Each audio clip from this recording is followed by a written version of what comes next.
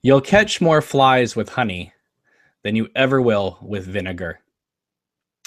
Hey, everybody, this is Cameron from Obnoxious and Anonymous, and welcome to the Twin Peaks Part 12, Episode 12, Instant Reaction of Let's Rock. I am joined tonight by Hal. How's it going? How's it going, Cameron? Let's rock. Yes, let's definitely do that. I'm going to get into this as we go through the discussion. But I'm going to start off by saying that I felt this was a perfect episode. I loved it. A wonderful, perfect episode. Throughout the whole thing, I caught myself just going, I love this show, and I love this episode. It evoked a lot of things. It was really great. But I felt it was perfect for about 40 minutes. I'm not saying the rest of it was bad, so please don't immediately give me a thumbs down. But I felt that the last 20 minutes of the part, if the first 40 minutes was riding high, I mean, I was thinking, oh my God, this might be so far my favorite part of the whole series. I know everybody says that after every episode, like, oh, this was tonight my favorite part. Mm-hmm. I was feeling it. Everything was coming together. It was absolutely wonderful. I'm like, oh my God, this is perfect. This is wonderful. And then the last 20 minutes happened, and we'll get into all that. And again, I'm not saying the last 20 minutes was bad. I just felt that it came crashing down to off my high mountain I was on and became like good. It was good, but it wasn't as high as peaky as that first 40 minutes. It went from like a 10 to like a 6.5. It just came down a little bit. I only felt that when we got to the Roadhouse. At that point, that's part of it. That's a big part of it. But we'll get into all that. So before we start, I just want you to tell us a little bit about this awesome short film that I have not seen yet, that apparently you can see. It's on Vimeo and it's being shared around on different Twin Peaks pages. But there is a short film going around that won this year's Twin Peaks Festival's film festival.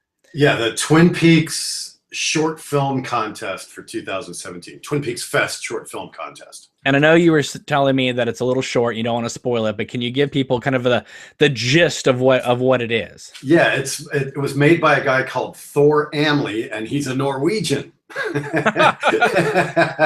And it's called The Summer House at Pearl Lakes. So you already kind of know what that's going to be. That sounds amazing, Hal. I mean, it was so good for an amateur video that obviously it won first place in the contest, but it also just makes you yearn for a prequel to actually see David Lynch explore the summer house at Pearl Lakes. But suffice to say, without spoiling it, because it's too short to tell you the whole content, just watch it. But it has really effective use of the music. He uses the original version of the Surrey with the fringe on top. He uses a lot of the Twin Peaks archive Angelo Badalamenti music during it. He uses The Black Dog Runs at Night, and he uses Merseydotes. How long is this short? It's probably about maybe 7 or 8 minutes, I think, maybe 10. That's a lot of music in 7 and 8 minutes. Yeah, but it's done so effectively. There's not much dialogue. I don't think there's any dialogue in it, actually. Wow. And we see Leland, we see Bob, we see creamed corn. Okay, I'm gonna have to put this video in the show notes, or I don't Definitely. know, maybe YouTube. I posted it on the Twin Peaks Worldwide page too. I think YouTube has a problem if I send people to like Vimeo, like another web streaming thing. So maybe you just have to just find it out there, or someone post it in the comments when it's on the main video, our main channel. I mean, which, by the way, I just want to say before we get started, if you are watching this video and the main channel is Obnoxious and Anonymous, if you are watching this video on any other YouTube channel, just know that this video was stolen and downloaded and uploaded to a channel that is not affiliated with me. Yeah, if it doesn't say obnoxious and anonymous, you're on the wrong channel. Right. Somebody stole the video, which has been happening, and they're uploading it to their channel to split my views, to get their views up, and etc. So please make sure you support the original channel. So thank you very much for doing all that. So anyway, that sounds great. And I'm so happy really that I've seen a lot of these Twin Peaks fan films, and when someone's inspired, they're great. Yeah.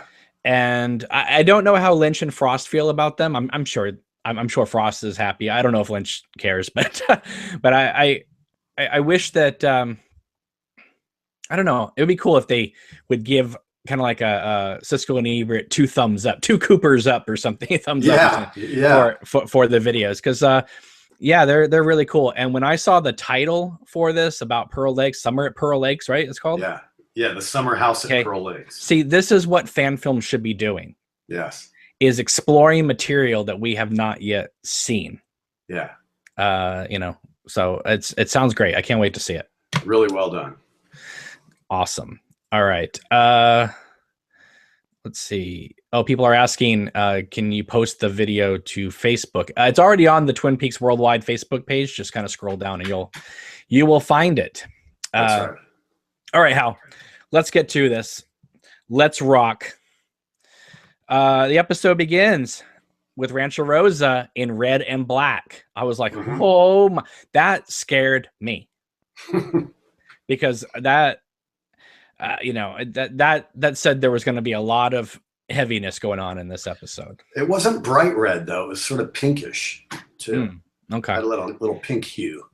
Now I have to ask you, had you been hearing the rumblings that I had all weekend long that this was supposed to be a massive game changer of an episode? I didn't hear that until you posted that. Oops. Well, I started getting messages from people that were at the Twin Peaks Festival saying that they're hearing that this was supposed to be a game changer. And obviously they weren't promising anything, but they were thinking that tonight was going to be the night that Cooper came back. I was thinking that too. I thought he'd be the one to say, let's rock. Right. Well, I think that Leonard in the comments here is right, that he's probably now not going to come back until part 15, so that he comes out in episode 3 and comes back in part 15, right? So the 315. I like that a lot. So no, Cooper does not come back tonight. Right. Which I was fine with. I was whatever. I did find it amusing that he's in maybe 30 seconds of this part, and yet at the end it says starring Kyle MacLachlan. So but anyway, the Rancho Rosa thing, you know, kind of got me nervous because of the whole red and black here. And I don't know about you, but after the opening credits happen and it goes to black, right? And that like 2 or 3 seconds is in black before it fades up. Just hear the wind. There's that. But I'm always nervous during that black. Like, yeah, anything could happen after this moment. I know. I do the same thing. It's like that black and the wind, and then it's like, here we go. What's it going to be? Right. It could be anything. It could be mountain lions eating things. It could be whatever. You know, it's just I'm always nervous. Like, what? I've never been more nervous in my life in watching Twin Peaks than after during part 1. And after the opening credits, because I was like, oh my God, this is the first Twin Peaks we have seen in 25 plus years. Right. What is the first image going to be? And it was the floor to where the giant was sitting. Yeah. And I remember, and then when he's just like, Agent Cooper, I was like, oh my God, we're here. We go. Perfect. Yeah. Oh my Lord. Yeah. So great. It's been such a fun ride so far, and there's still more to come. It's been amazing. Okay. So this episode, in my opinion, began perfectly, just absolutely perfectly. Yeah. We have Gordon, Albert, and Tammy sitting around having a drink, and they are initiating her into, the Blue Rose team. Yeah. And when they were talking about Philip Jeffries, Mhm. Chet Desmond. We got a Desmond reference. Yes. Right. Right. And then they mentioned Dale Cooper and Albert, of course, has that great line of, "I'm the only one of the original team still here." Right. Yeah. That hasn't disappeared. Okay, that made me a little sad though, because Miguel Ferrer is no longer with. Aw. But he'll always I think be. of that every time I see him on screen. I'm just going, man, there's no more Albert. There, even if they make more Twin Peaks, there can't be any more Albert. Yeah, it's so sad, but it's so great that he lives on in this thing. Really great. So they're bringing her in to this Blue Rose team, and I wrote down in my notes, and this was awesome because it was answered like a few seconds later, which is something Lynch never does for me. Mhm. Where I was thinking, this can't be the only people in this team, because Cooper in Fire Walk with Me says, "Diane, this is one of Cole's Blue Rose cases." So Mhm. Diane must have been aware of the Blue Rose cases. And then Diane comes in and they tell her that you're aware of the Blue Rose cases. So I was like, yes. I thought, oh my God, don't let this be another plot hole. Right. Right. But they didn't. They was awesome. They kept the continuity, which always makes me nervous that they're gonna just, continuity, schmontinuity, and whatever, But I love it when they stick to it, because it shows me that they're being serious. I think Mark Frost is really conscious of that. I think he's had 25 years to ponder that that's what the fans expect. Right. And then his book went everything but continuity. Well, that's yet to be seen why that is what it is. Exactly. I'm just saying right now, looking at it. Okay. Is it me, or is Christabel actually getting better as the series goes on? I was just going to say that. She was really good tonight, actually. Some of her reaction shots in close-up were really, really well done. Right, compared to part 4 when she's like, ugh. Yeah. Yeah. Yeah, she was wonderful. And it also seemed we seem to have scuttled the Gordon and Tammy romance thing too. We'll get to that eventually. Okay, yeah, right. Okay. We're not sorry, I like to jump ahead. I know, but so overall, what did you think of this scene? They're bringing up Project Blue Book. They're bringing up great. And okay, something else David Lynch doesn't ever do, which is answer things when it's something of this complexity. Obviously, Wild at Heart, Blue Velvet, those kind of movies, things are answered for the most part. But Twin Peaks is pretty vast, and so when Sam Stanley says to Chet Desmond of Fire Walk with Me about the Blue Rose, and Chet says, "I can't tell you about that," right? Well, now we know why, because there's an exclusive Blue Rose team. Right. The X-Files team, basically. Yeah. And it's great that they can't just, like in the Fire Walk with Me, it almost played like a cruel joke. Like, I'm going to tell Sam Stanley what everything means on Lil's dress and Lil's behavior, but I can't tell you about that Blue Rose. Like, right. But this episode did a lot of that too, where we got these answers right at the beginning, and then later on in the episode, it's that cruel tease again. True. But I never expected Lynch to answer the Blue Rose. Yeah. And I never wanted it. I mean, not that I cared, but I never expected an answer, nor did I yearn for an answer, because I assumed that the Blue Rose cases were just kind of mysterious, possibly supernatural cases. But something that people have asked me about is, well, why was Teresa Banks considered a Blue Rose case? Because there wasn't really anything supernatural about her, except maybe the arm that went numb or something like that. But Laura was more of a Blue Rose case than I think Teresa Banks was, because it was considered a Blue Rose case before Chet Desmond disappeared. But because Teresa Banks was a victim of the same killer, then she was the first category. But she was the first. Yeah, right. But we didn't know. They're referring to Teresa Banks in the moment as a Blue Rose case. That's true. Yeah. So I don't know. I mean, maybe there was more to it. Maybe, I don't know. But they didn't know about the ring either until Chet and Sam Stanley got there. But it was considered a Blue Rose case before. Maybe because it took place in Twin Peaks, and so they had those coordinates. It was Deer Meadow. Oh, that's right. She got killed in Deer Meadow. That's right. Yeah. So anyway, something to be interested in.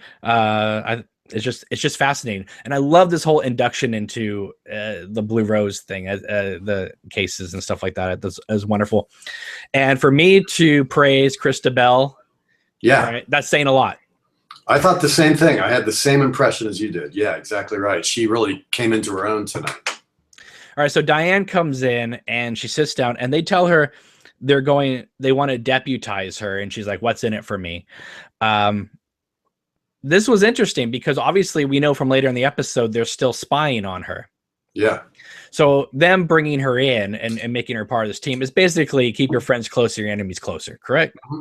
I would think so, yeah. That's what it seems like. But also, I think they maybe can get some information from her, you know, because she was so close to Cooper, that maybe that's another aspect why they want her around. So right now, which way are you leaning with Diane? It's hard to say. They've left it so ambiguous. It's like they're keeping her close, like you said, but that's the credo: keep your enemies close, you know. So I think it's all part of that. They want to keep an eye on her, but also she may be helpful on some level. So I don't know what her motivations are at all. I have no idea. Right. I did like the fact that they brought in the idea of UFOs again, and which is really funny because I remember when Dana Ashbrook was being interviewed for Fire Walk with Me. I can't remember what magazine it is. I want to find this quote, but I was 16 years old and I didn't have money to buy every magazine. But the quote was, "We're going back to the basics here. None of that UFO shit." Right? and a lot of Mark Frost's book is about that UFO shit, and then they bring it up again with here. But it's important because listen, you know, Frost and Lynch may not be happy with some of what season 2 was, but you can't change continuity. And the idea of Project Blue Book, which again, we're getting awfully closer to a Wyndham Earle reference. If we're bringing in Chet Desmond and Philip Jeffries and all that, the other person who knew about Project Blue Book was Earle. Mm-hmm. Right? Yeah, we haven't heard his name mentioned at all, and he seems like a key player. Yeah, he may not have been in the Blue Rose group, but he definitely knew about Project Blue Book and all that stuff. Sure, so he had knowledge of it. Yeah, his knowledge of the lodges and all of it. And I know we're running out of time in this series. I would be shocked if we at least just don't get a Wyndham Earle name drop. And Kenneth Welsh is appearing at the UK Twin Peaks Festival, so he seems to be still in the family, you know? Exactly. So, Diane, I guess, is going to go along with this for the moment, and then all of a sudden, that sound effect from Fire Walk With Me comes rushing in. The one where Agent Cooper is being, when Carl's going to show Agent Cooper Chet's car, Desmond's car, and all of a sudden we get that whoosh, right? Yeah. And instead of the car saying "Let's rock," it's Diane who says "Let's rock." Yeah. And her "Let's rock" follows right after that sound effect, as we saw it in the windshield. That's awesome. And so it was awesome. There's a lot of Fire Walk With Me sound effects in this tonight's episode. I'm sure. What was the 3 fingers thing Diane did? She was like 3 fingers. At first, I thought she was doing that thing Laura did in the lodge, but it's kind of like 3 fingers. I don't know. I'm sure someone in the chat's like, "You don't know, Cameron? It means this." No, I'm sorry. These are just instant reactions, right, Hal? We have to say that every time. It's only been 30 minutes since the episode ended. Right. We are airing all of our baggage right out here and luggage out here. Yeah. Yes, the white zone is for loading and unloading. I didn't know you were a Zappa fan. Is that a Frank Zappa reference? No, that's an Airplane reference. Oh, okay. So old Frank Zappa thing.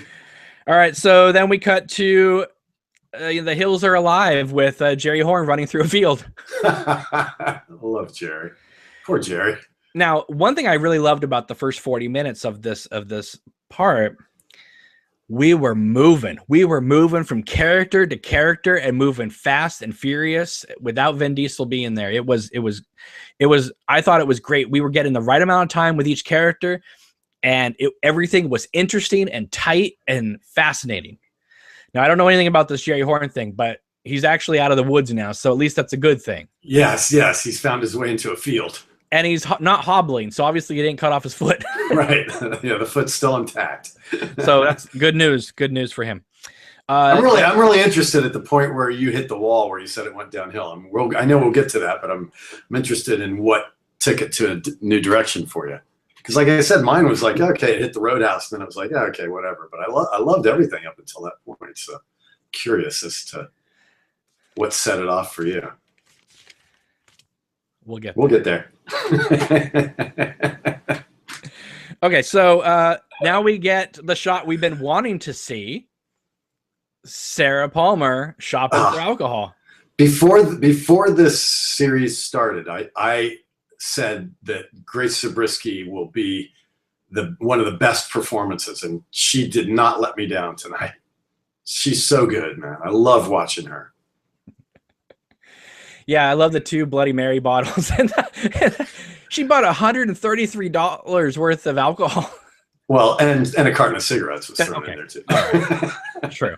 But she doesn't live in California, so cigarettes don't cost as much in Washington. Right.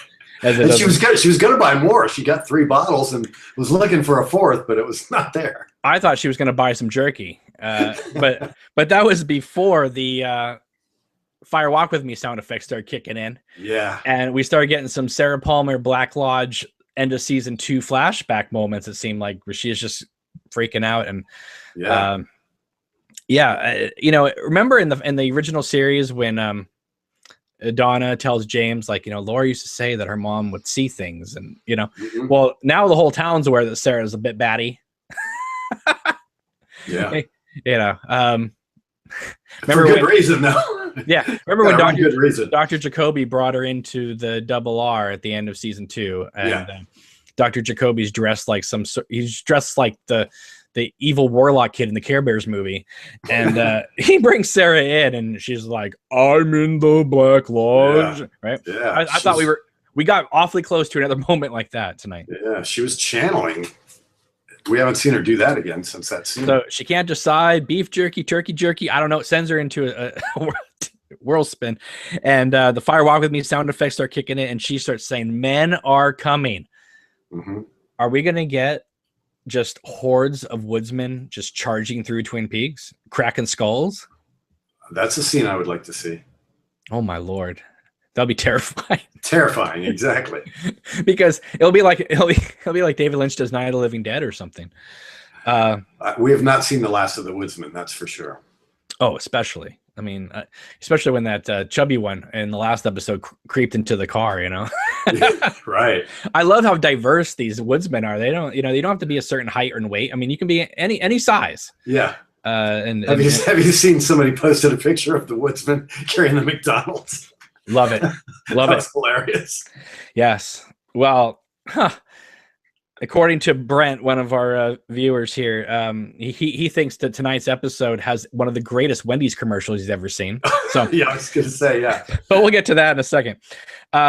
She starts saying, Sarah Palmer says, something's happened to me. And I'm like, yeah, no duh, lady. And she ends up like walking out of the store, and I love the bagger boys. I go, I think I know where she lives. I'll bring the food to her. It's like, did she? Yeah, or should I? He's kind of like, did she pay? Did she even pay? I don't know. I think she paid. They'd rung her up and stuff, and then she had her panic attack. But tonight's shout out goes to the young girl clerk when she's like, "What?" Yeah, what? Hilarious.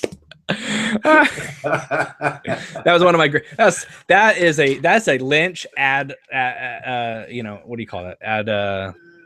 Not ad line. What do you call those things? Ad lib. Ad lib. Thank you. I was gonna say ad line. I'm like Adeline. No, that's Blake Lively. The Age of Adeline. No, ad lib. Yeah, that's it. Yeah, I just loved it. What? No, that sums up, the millennium. I don't mean to put down a generation, but you know what I mean. The youth of today. But that also, when people like last week were saying, "Oh, Candy is channeling the audience," right? Oh, she, her space cadet way is channeling what the audience feels. I think this clerk tonight, summed up the Sarah Palmer scene. What? Yeah. What? It was a great Spicoli moment there. It was. All right, so then we go to the Fat Trailer part, and again, I told you right when he was playing the guitar that there was the sign behind him that said "Don't wake," before 9:30, and now we got a nice close up of it. Yeah, they made sure we saw it tonight. Exactly.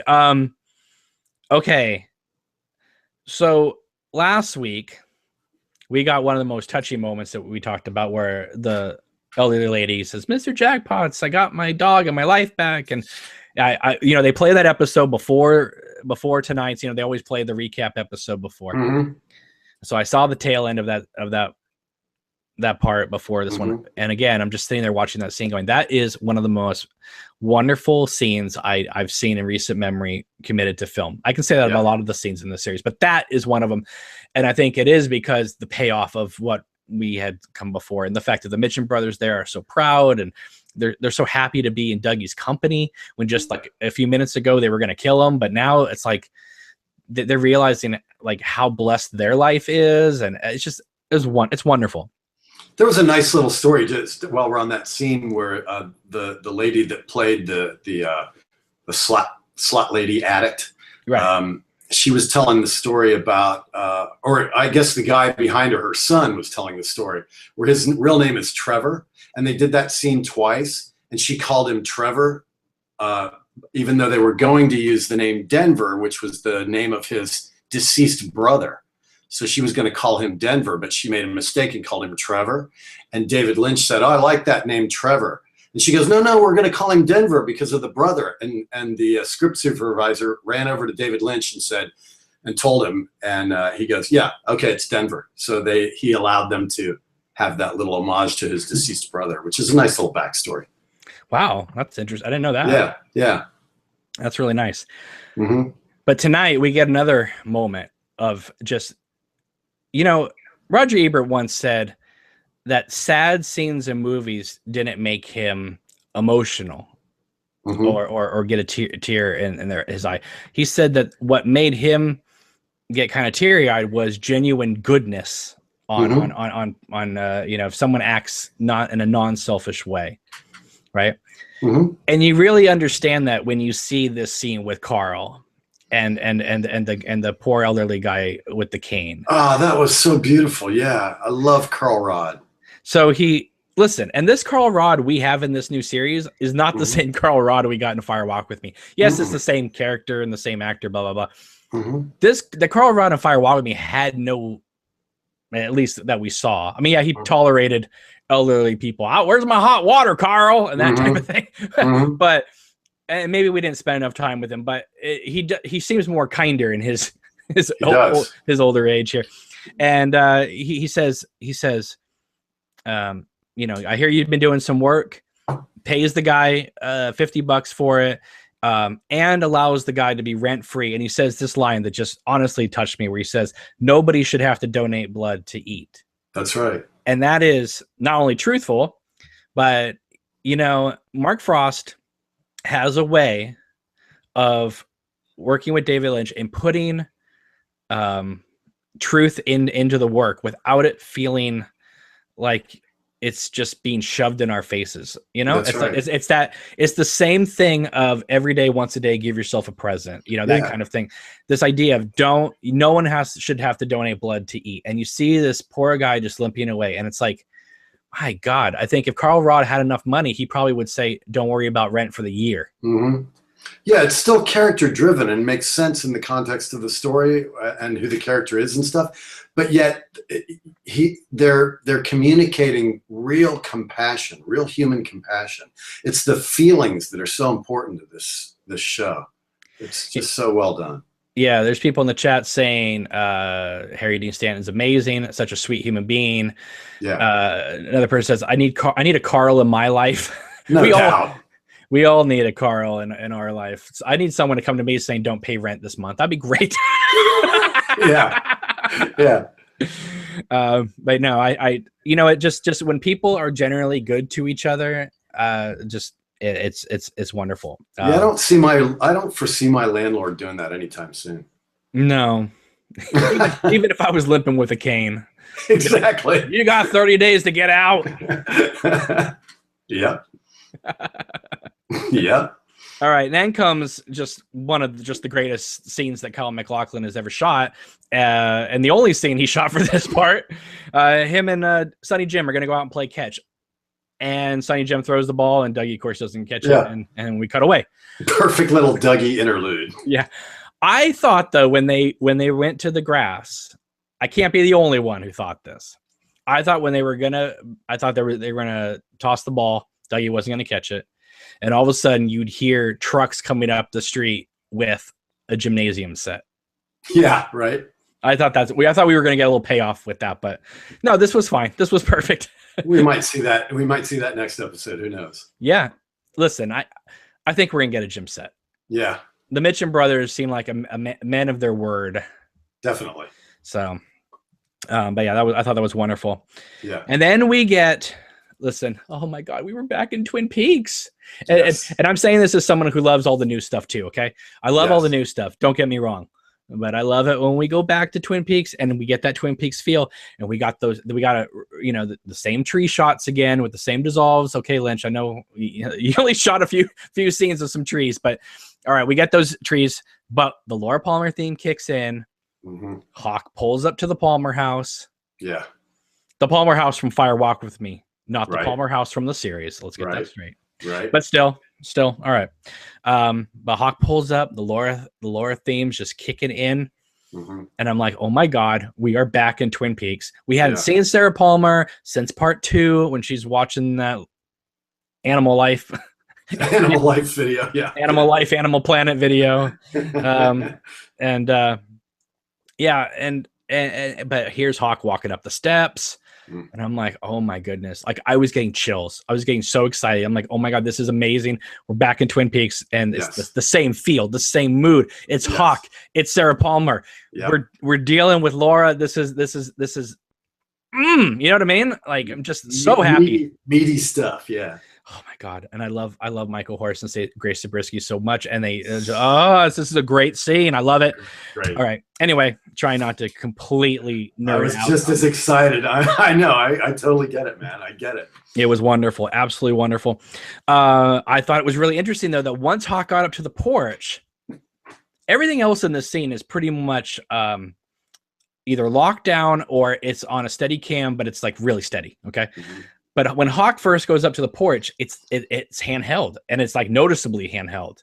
Mm-hmm. And I'm thinking, oh my God, this is getting me nervous now because usually handheld means things are not right. Things are a little shaky here, especially when everything else is locked down. And then all of a sudden the one shot of Hawk getting up on the porch, it's like, whoa, all of a sudden becomes Woody Allen's Husbands and Wives for a second. And I'm like, oh my God, this is making me so nervous. I'm nervous about any of our characters staying at doors ever since 20-foot Laura Palmer showed up at a door a couple parts ago. So I'm like, oh my God, someone's going to be at the door. He knocks and man, Sarah Palmer looks like she just woke up from an alcohol nap / stroke. I mean, she's just like, hello, Hawk. Yeah, but wait a minute. Before that moment, what about the reflection in the window of the ceiling fan? Oh, that's right. The fan. God, that just gave me chills, man. I'm just going, and we got 2 shots. Yeah. But that first one was just such a badass way to show that ceiling fan. Just in that reflection, just a hint of it, you're just going, yeah.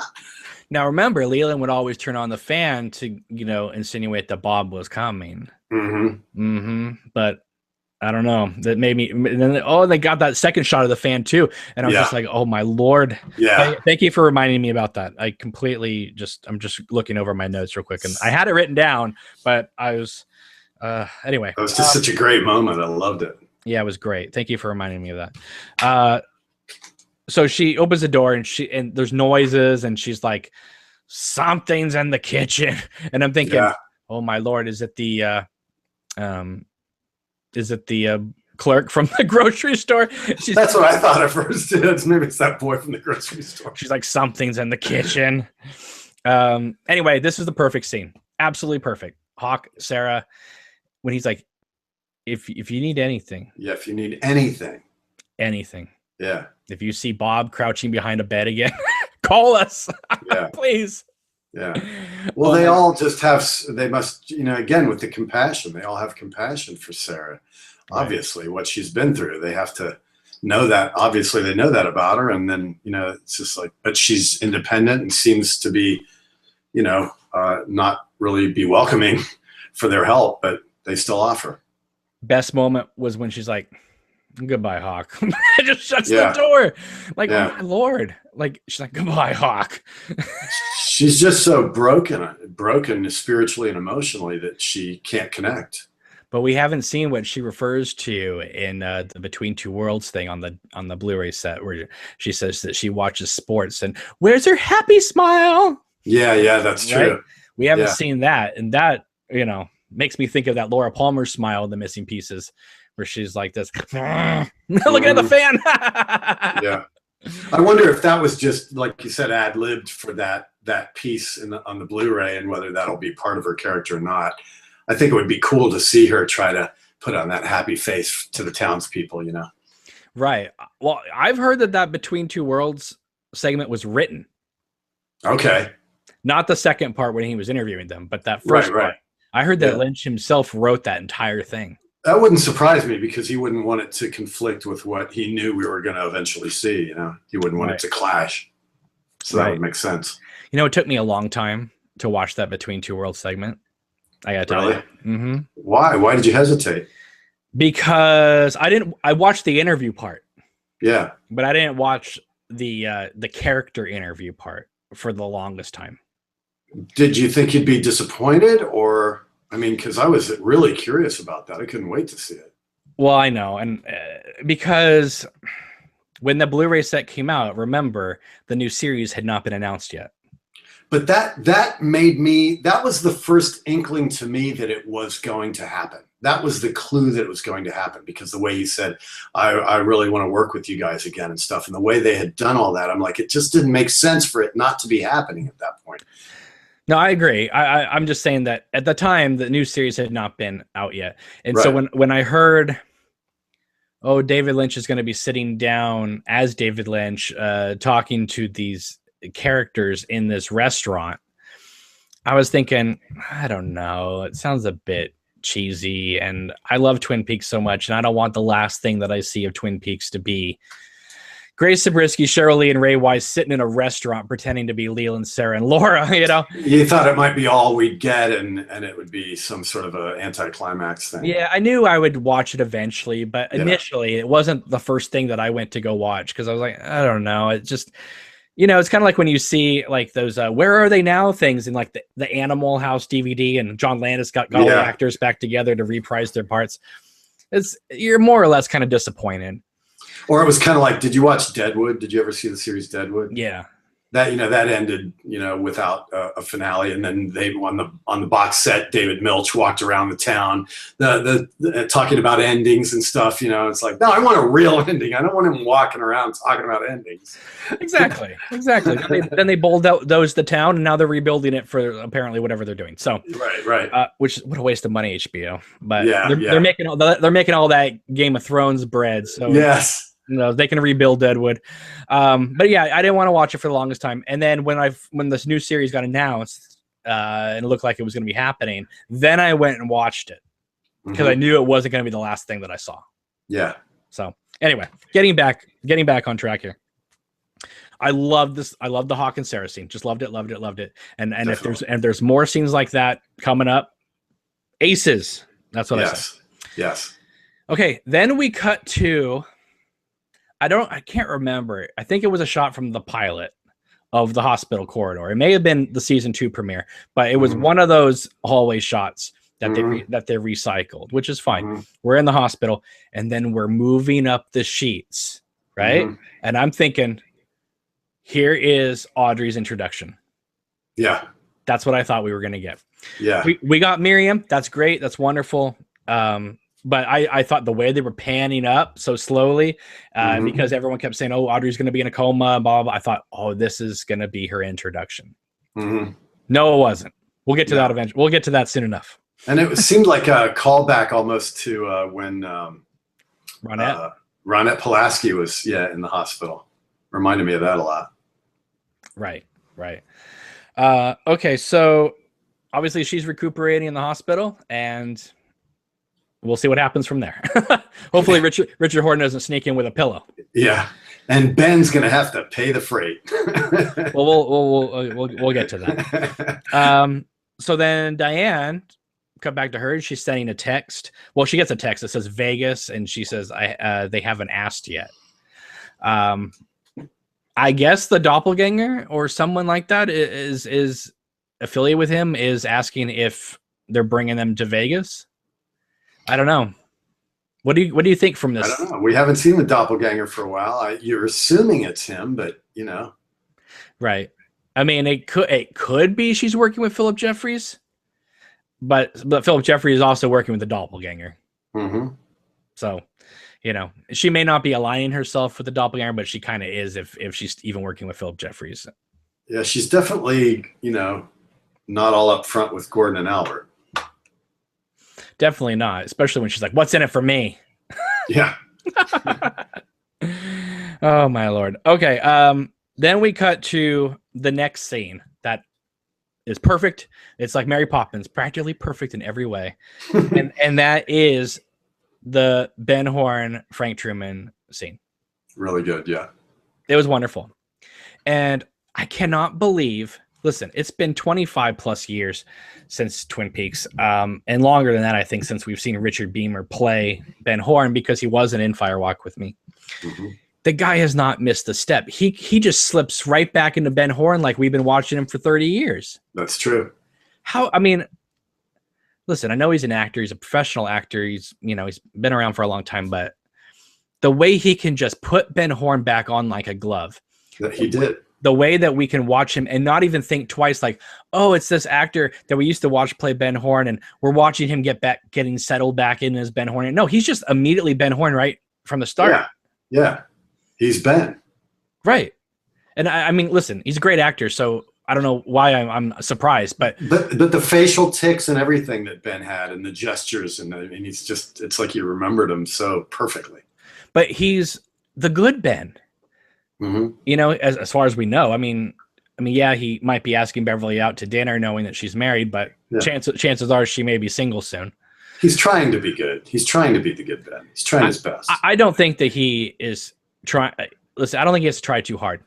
Yeah. Because there's nothing we've seen in his character in this new series so far that gives me any like ick factor like you had in the original series. No. Yeah, he's been good for 25 years now, so but it's like a recovering alcoholic or whatever, you know, former addict. You know, I'm sure he has moments where he's like, I just want to be bad again, but he's got it under control. Do you think we'll ever get a scene in this new series of him and Beverly at dinner and him telling her about the time he owned One Night Jacks? or is he going to conveniently leave that off his resume? I think the latter.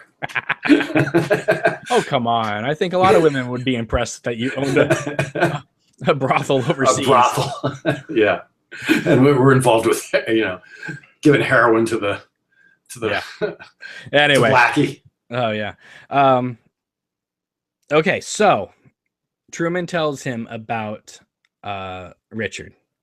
He killed the child. He tried to kill Miriam, and he even brings up Miriam Sullivan's name to Ben because he's going to ask Ben to pay for it. Right. Which is interesting. Again, it's showing you that there's a lot of poor people in this area, and they need help. Assistance. They need assistance. They need help. They need monetary support. Mm-hmm. And Ben Horn's just he's like, okay, you got it. You know, I'll take care of it. Yeah. But it made me thinking, or got me thinking, that when Truman says the thing about Miriam Sullivan, I'm thinking, okay, do we know about this, or does he know about this because of Miriam showing up in the bushes, right? And the kids found her, or did her letter get to him because Chad took the wrong letter, or maybe both? Or was she able to talk in the hospital and we just didn't see that? I don't know. I'm assuming that he probably got her letter and then put two and two together. Possibly. I don't know. But she was, you know, alive in front of the kids throwing the baseball and stuff. So it wasn't like she was in a coma. But she didn't look like she was ready to. Let me tell you my life story, kids. True. But maybe when they got her to the hospital and, you know, the cops were around, maybe she told them what happened. She didn't look like she was in good shape to talk either. She was out. Yeah. But again, there is. Okay. Let me wait. Pause there. He gives the key, the room 315 key, to Frank. Another Harry reference. Yes. Right?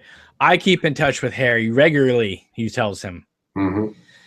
Well, can you give this, you know, for Harry? Give this to Harry, you know. This will be a memento from his time with Agent Cooper. Give this to him. Mm-hmm. And okay, so he takes the key, off he goes. And Beverly comes walking in, and he says, you know, Richard never had a father. Mm-hmm. And I'm thinking, okay, we are not mentioning Audrey at all. There's no mention of Audrey in this scene. He really looked like he wanted to get rid of this key to Agent Cooper's room. Like, take it, just give it to Harry, you know? Mm-hmm. I was thinking, oh, are we going to get an Audrey reference? Because, you know, because we need to, I mean, obviously, we kind of figure at this point that Richard's is her son, right? I mean, right. As far as we know. Right. But the fact is he never had a father. It's like, okay, either that's Cooper and or, you know, the doppelganger is Cooper, and Ben Horne just wants to be rid of that memory of whatever happened. Or John Justice Wheeler just never came back. Mm-hmm. Or it could be someone else. I don't know. But, you know, but there's no mention of Audrey in this scene at all when dealing with the grandchild. Right. I find this odd considering what happens later in the episode. Yes. Right? Okay. I just, you know, Ashley Judd seems like a good character too. She doesn't look like she wants to do horrible things and hurt her husband and things like that. But no, it's, I think Frost and Lynch are really taking a nice, mature approach to Ben and her. Yeah, it's life is complicated and there's issues and things happen. You know, it's not just out of some lurid, you know, like you said, I don't think they want to be bad. I think just life happens. Right. George in the chat says, didn't Miriam report Richard before she sent the letter? I believe she said that, but we don't know. I mean, like, why would she send the letter if she actually talked to Sheriff Truman? You know what I mean? Like, maybe she told Lucy or something. Didn't think that message would get to Sheriff Truman, so she sent the letter. I don't know. I never found out whether Lucy tattled on Chad for intercepting that letter either, or whether she even saw it. I don't know. I still want to see Jesse's new car. Well, there you go. Okay. But I think these are the important plot points. Jesse's car. Well, yeah. All right. But anyway, I thought that was a wonderful scene.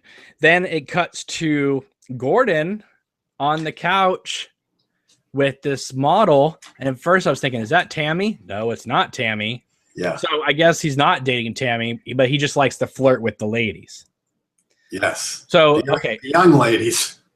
Listen, I was pretty convinced that there was some sort of thing going on between him and Tammy. Mm-hmm. Now I just think that Gordon, when it comes to women, is just the kind of, you know, it's a ladies' man. He's a ladies' man, and maybe that kiss he asked for, you know, from Shelley wasn't just a sweet little thing, but just, you know, that was his thing he does to all the ladies. His modus operandi. Anyway, it cracked me up because this model girl that he's with on the couch starts speaking French, and it reminded me of that scene in season 2 where he says to Cooper, "That's the kind of girl you wish she spoke a little French." Yeah, that's right. Perfect. Right. And we talked about how he's putting all of his obsessions into season 3 here with all the references to his past films and stuff. And, you know, we know he has a thing for the red lipsticks. So the way he emphasized that tonight. And the red shoes. Yeah. Yeah. So Albert walks in. He's like, you know, basically, I would like to have talk to you alone, Gordon.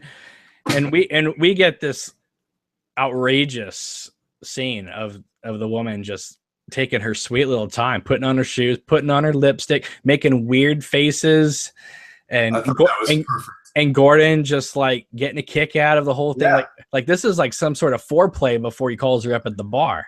Right. It's just, you know, he doesn't want to let that opportunity grow cold. So he's going to give her a chance to do her lady thing and leave the room. And then he'll talk to Albert, you know. It's exactly. He sees Albert every day. He's only going to see this woman for a few hours. Right. Right. So, right. Oh my Lord. My wife was going, really, David? Really? Like this model woman just fawning all over him and stuff. But it seems like that's the David Lynch lifestyle. That is the art life. That's the art life, exactly. Or maybe Gordon pays for it. You never know. At his age, maybe he gives her a little pork chop at the end. Who knows? Yeah, it was. Listen, I understand. There's some people in the chat saying that they thought the whole scene was ridiculous and dumb. No, I didn't think it was dumb. I did think it was a bit on the silly side, and that's not necessarily a bad thing, but it was a bit silly after the tension we've been feeling all through this episode. But if you thought it was silly or absurd, you had Albert to feel those things for you. Albert was your proxy there. Exactly. Especially there's that moment where they walk towards the door and Albert goes like that. Yeah, like enough. But when the woman turns and stands at the door, right? She turns and she stands exactly. Another Lynch reference. She does the Isabella Rossellini Perdita Durango while the heart stance at the door. Yeah. Which I thought was great. And I love the way each moment is drawn out, even at the end when it's gone on painfully long. She even plants that little kiss, and instead of just going directly to his lips, she flutters it over, just extending it even that much further. Yeah, Albert cringes. And I was thinking, why is she putting on her lipstick and then drinking from the wine glass? Right. All right. Anyway, so I thought that scene was hilarious, though. It was fun, and it just makes you, it's like that Lynch anticipation. I know you want to hear what Albert's going to tell me, but we're going to make you wait for it. But honestly, I was a little sad. I was thinking, oh, don't cheat on Tammy like this, Yeah. Right. And then he comes over and starts telling Albert this turnip joke, which is outrageous and funny. Yeah. And Albert then tells Gordon about the text. It's so funny because this scene really. I like the scene, but it ultimately comes down to no point because Albert tells Gordon something we already know, that Diane got this text and she wrote this back. Like, we've already seen that moment. Yeah. But this whole scene builds up to a moment we already know what happened. Anyway, but he says, he tells about the Merlot, and he's like, what kind is it? And he's like, 1105. Yeah, right. And then he says, sometimes I really worry about you. Yep. But it wouldn't be Twin Peaks without moments like that. No, it wouldn't be. No, you have to have that stuff in there. Listen, I've been loving David Lynch's performance through this entire series. Me too, man. But my God, was he hamming it up in this scene? Hilarious. I've never seen David Lynch look more like a goofball in my life. He's into the ladies. Well, not just that, but he's just giving those faces when she's sitting on the couch, and he's like, "Yeah, but oh my!" But he's being being respectful of her. That's who she is, and he's going, "Yeah, do it." It's like he wants to pick up where he left off at the bar once Albert gets the hell out of there. He doesn't want to mess that up. Yeah, Scooby in the chat says this is Lynch and Miguel Ferrer. I'm surprised they didn't crack up during the scene. Seriously. A lot of people are saying this is just Lynch trolling us. No, Lynch trolling us comes later in the episode, everybody. This is Lynch having fun with us. Mm-hmm. Okay. Then we come to this lovely scene between Hutch and Chantel in the van, and they're getting ready to take out the warden. And my God, they're talking Wendy's. That was cold. And Chantel's got her chips again. Yeah. Every time this woman shows up, she's got potato chips with her.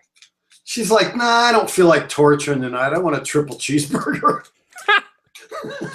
Listen, I have been contacted by viewer Brent, who said that this was the greatest Wendy's commercial he's ever seen. Somebody needs to take this scene and cut it into a Wendy's commercial. Right. Especially with like Famous Dave or something showing up. I think it would be absolutely awesome. But every time Chantel shows up, she's got a bag of chips with her. Yeah.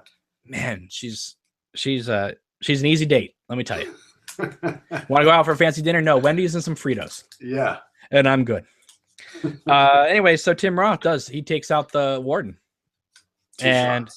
Two shots. And breaks my heart. Little kid running out, daddy. They could have easily just shot the guy and off we go.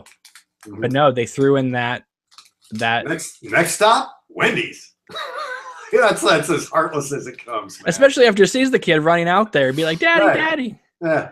Oh my. But yeah, I thought throwing the touch in there of the kid was a nice touch.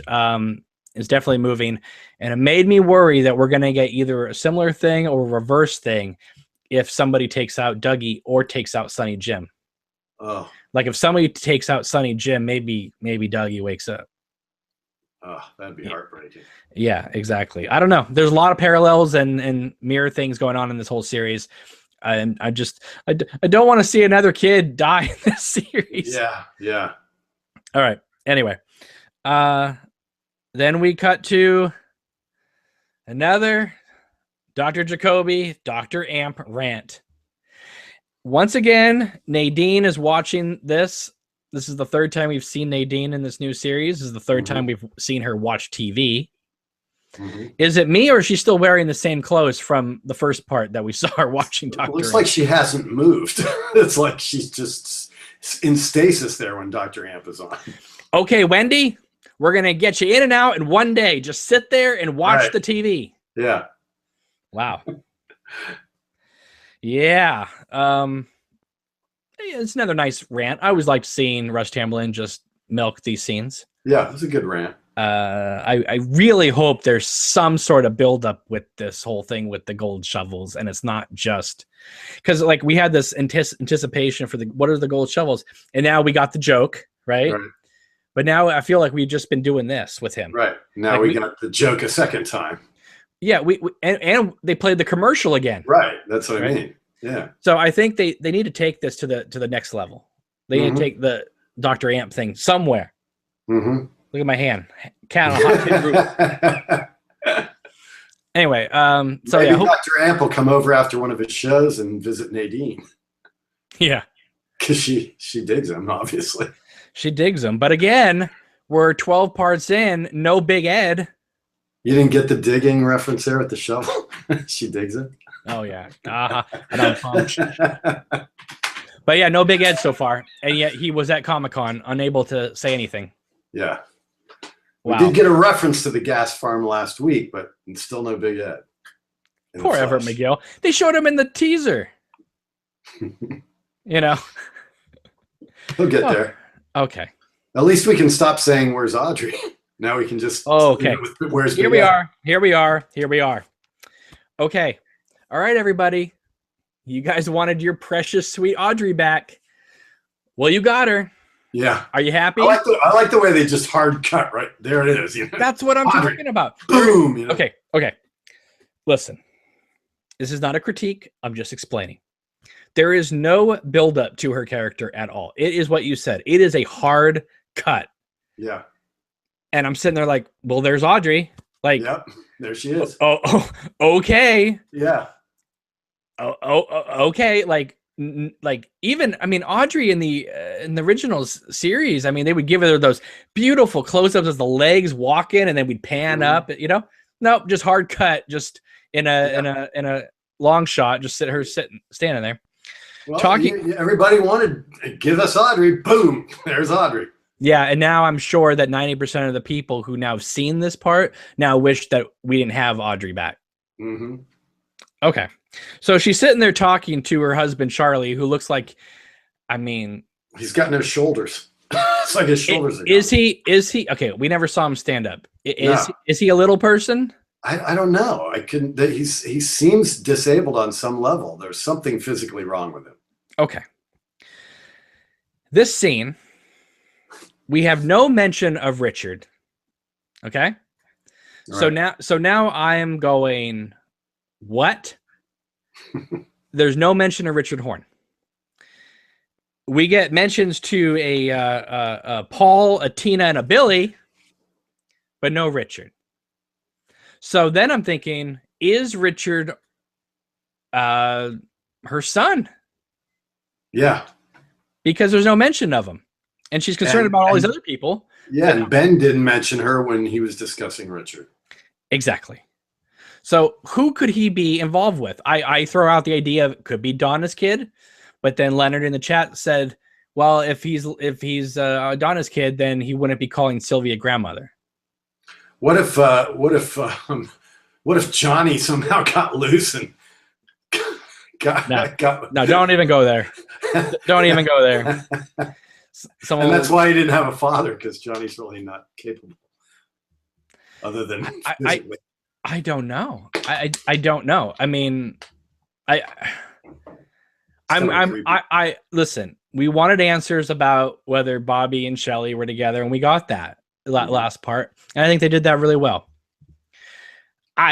Listen. We're on pins and needles about a lot of things in this new series, but I don't want to be on pins and needles thinking who the heck is Richard's mom or dad. Just tell me, and I don't care if it's a throwaway line, just because. Okay, they don't mention John Justice Wheeler in this moment.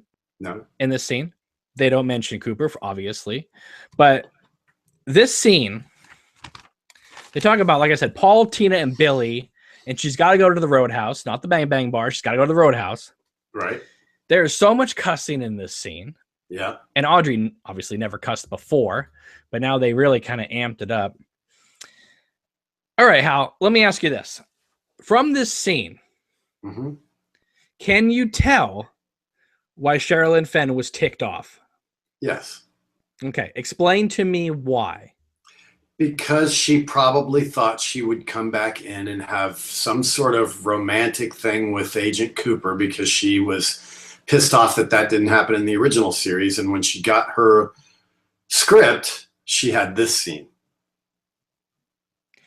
Now, am I wrong to remember that she said or thought that, or rumors were going around that she was only going to be in one episode, or she only shot a few scenes, but she wasn't happy with her part overall?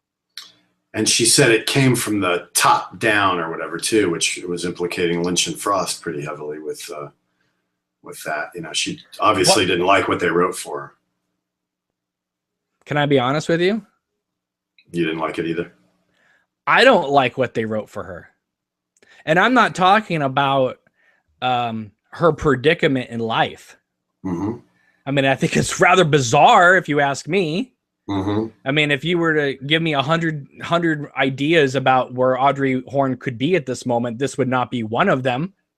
But maybe that's part of the bigger picture of this darkness that's fallen over the town. Right. And I'm not again, Palmer. Again, I'm not criticizing that. I could, it is what it is. I'm just saying, if you were to give me 100 choices, I never would have written that down as, well, she's going to be screaming at her husband. Because you were like, maybe she's going to be running the Great Northern. Other people were saying she was going to be the billionaire with the box in New York. Well, you know what though? I'm in the middle of ranting about this, but her husband's name was Charlie. And what's part 13 called? Yeah, at least we know. Yeah. What story is that? What story is that, Charlie? Right. So, all right. So she shows up again. Right. She's got to be saying that line, most likely. Because this would be so weird and abrupt to just cut into her like this and never show her again. Right. No. When she's just yelling about Paul, Tina, and Billy and have to go to the Roadhouse. Right. But, and she's effing Billy, and we haven't even met Billy yet. We got to find Billy. All right. I want to clarify that. We don't know a Billy, right? No. Okay, because there's so many people's names in this. It's not Billy Zane. It's definitely not Mr. John Justice Wheeler, that's for sure. Yeah. Listen, I'm not a fan right now of this predicament in her life. Maybe over, like I said, over the grand scheme of things, it'll be fine. I'm more ticked by the scene itself. I mean, you want to take a wonderful, great, nearly perfect episode and just grind it to a halt. Look at this scene.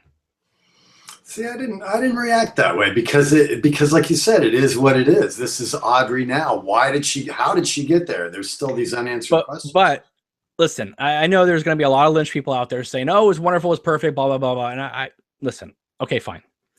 I just want to say that for me, the scene went a little long. And I understand that was maybe a part of it, with her getting more frustrated with her going, "Aren't you going to say anything?" But haven't we all been where Audrey is, where somebody's having a phone call that's super important and you're super curious about what's being said? Sure. And they go on and they can't get off the phone, and you have that dialogue and you're sitting there going, "Tell me."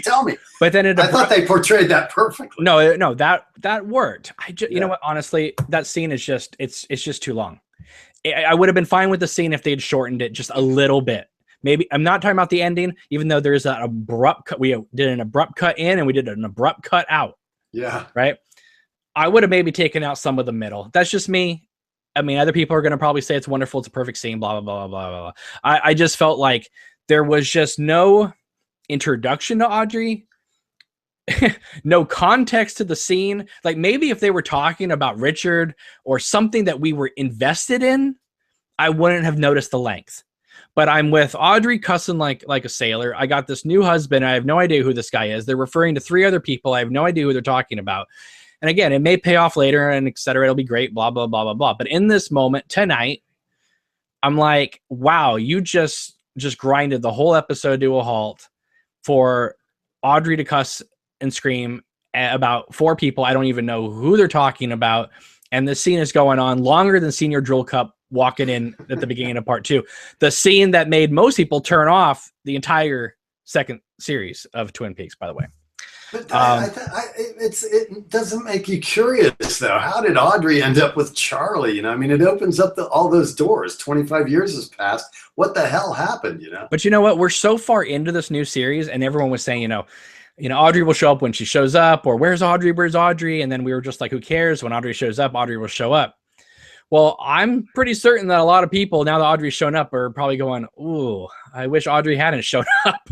Yeah. Because this ruins the mystique. Like the mystique of Audrey, has been totally, the rug's been pulled out from under that. So. And I know I've gotten contacted by friends of mine who are like, this is awesome. Lynch is the man, just completely, just trolled everybody with this Audrey Horne thing. I'm not mad at this, the scene. I'm not mad at the her and where she is in life. I'm sure it will make sense eventually. I just think that the scene itself went on a little bit too long, and they were talking about a bunch of nonsense at this moment that I don't know anything about. And it was going on so long that I was like, can we just get to something, talk about somebody I know, because it's just going on way too long for me. But it would be that way if you left Audrey 25 years ago and then you walked in on her life now. I mean, it's not unrealistic that she would have a whole new set of people in her life that you would know nothing about. But other characters in this series have gotten introductions. I just, you know what, honestly, one of the things I have a problem with is just that abrupt cut to Audrey. Just abrupt. It was like, okay, we've gone 12 hours. Here's Audrey. What? I mean, I remember I was sitting on the couch and my wife's like, who's that? I'm like, there's Audrey. Like, it's not even like, Ben, your daughter's on the phone for you. Okay, introduction time, Audrey. It was just like a cold cut. And again, I think that was another Lynch. When I say trolling, I just, I think he's just playing with expectations. Right, subverting our expectations, exactly. So do I think it works? Yeah, ultimately, I'm sure it will in the grand scheme of things. But tonight, I was like, I was feeling it, and then I wasn't feeling it, and then when the scene itself didn't even have a proper ending to it, I was like, the next thing I wrote when it cut to Diane, and of course she's played by Laura Dern, I was reminded of that line in Wild at Heart. Lordy, what was that all about? but I like the way he brings you up to that moment, and then boom, no, we're not going to give you that answer right now. I like that. Again, I'm not complaining about it. I mean, I guess I'm just, that's all I'm saying is that, listen, in the grand scheme of things, I'm sure it's going to work. Yeah. I'm saying as a standalone part. Yeah. I was rather perplexed. It's frustrating. It goes back to what you say, just give me the last 6 episodes or however many are left now, all at once, because this waiting a week in between. And again, like if she had shown up with John Joseph Wheeler or another guy or something like that, and I don't know, it was the fact that it seemed like this little disabled man. Yeah, it's like I mean, I don't understand. Like, what is Audrey's? Is she even still talking to her parents? Because they never even mention her. And it would make more sense. Maybe, it would make more sense that if she had been somehow really disabled in the bank explosion, that she would somehow hook up with somebody that would be, not what we would expect Audrey in the original series to end up with, especially after seeing her with John Justice Wheeler and all that stuff. She doesn't look broke. Right. She's certainly not posing as Linda to hide from Richard. He's saying Audrey. And she's not disfigured somehow or anything like that. She's still an attractive person, You're right. So how did she end up with Charlie? That's what I'm saying. The overall scene was perplexing. The length of it just made me uncomfortable. Maybe that was the point of it. I'm just saying it made me uncomfortable because I didn't know where the heck we were, what the context of what we, it's kind of like some of the Johnny Horn stuff, it's just like all of a sudden, boom, we're in the woods and I think I'm high. It's like, okay, but at least even Johnny got an introduction. And he walked into Ben Horn's office. Jerry. Yeah. Yeah. He said Johnny. Oh, it's Johnny. Oops. Well, even Johnny got an introduction. He ran into a room in Cooper's pajamas and ran right into the wall. Yeah. Just like Cooper did in the mirror. It's weird. And like you said, introducing, now we've got Billy and who were the two other people? Alice or Paul, Tina, and Billy. Tina and Paul. So apparently this, we have to know new characters still this late in the game. Apparently this Charlie guy is doing something with Tina. Audrey's doing something with Billy. So they're married in paperwork only, it seems like, right? Yeah, they're definitely unhappily married. Oh yeah. I can pretty much say that. But again, Ben and Sylvia, they don't even mention Audrey. So what, you know what I mean? I just want some context. Like, is she not talking to them? Or obviously they're not talking to her. How is Richard affiliated with the Horn family? Is it some one-night stand that Ben had with some one-eyed Jack girl? I don't know. You're right. I just want some sort of context. That's it. I'm sure all will be revealed. Oh, I'm sure. But what I'm saying right now, there are too many questions about the Horn family that I should be thinking about.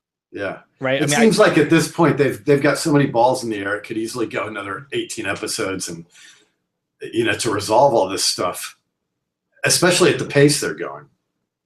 So let me ask you this. Do you think, obviously these are initial reactions, do you think that a lot of girls and women that idolized Audrey in the original series kind of had their dreams squashed tonight by tonight's episode? Yeah, unless there's some redemption at the end or some reason for it. But yeah. And probably there won't be, because that's why Sherilyn Fenn was so pissed when she got done filming it. So do you think that this was the wrong, I mean, obviously we don't know the grand scheme of things. Do you feel like this is a wrong direction? Yes. Well, it's hard to tell. I know, but I'm just saying from what we see at this moment. It's disappointing. I mean, if you go in with expectations about, Audrey's a beloved character. And there's no other way to put that. And to see her downfall like that, to become something that's so, it seems like her life has gone awry to that degree. That's saddening.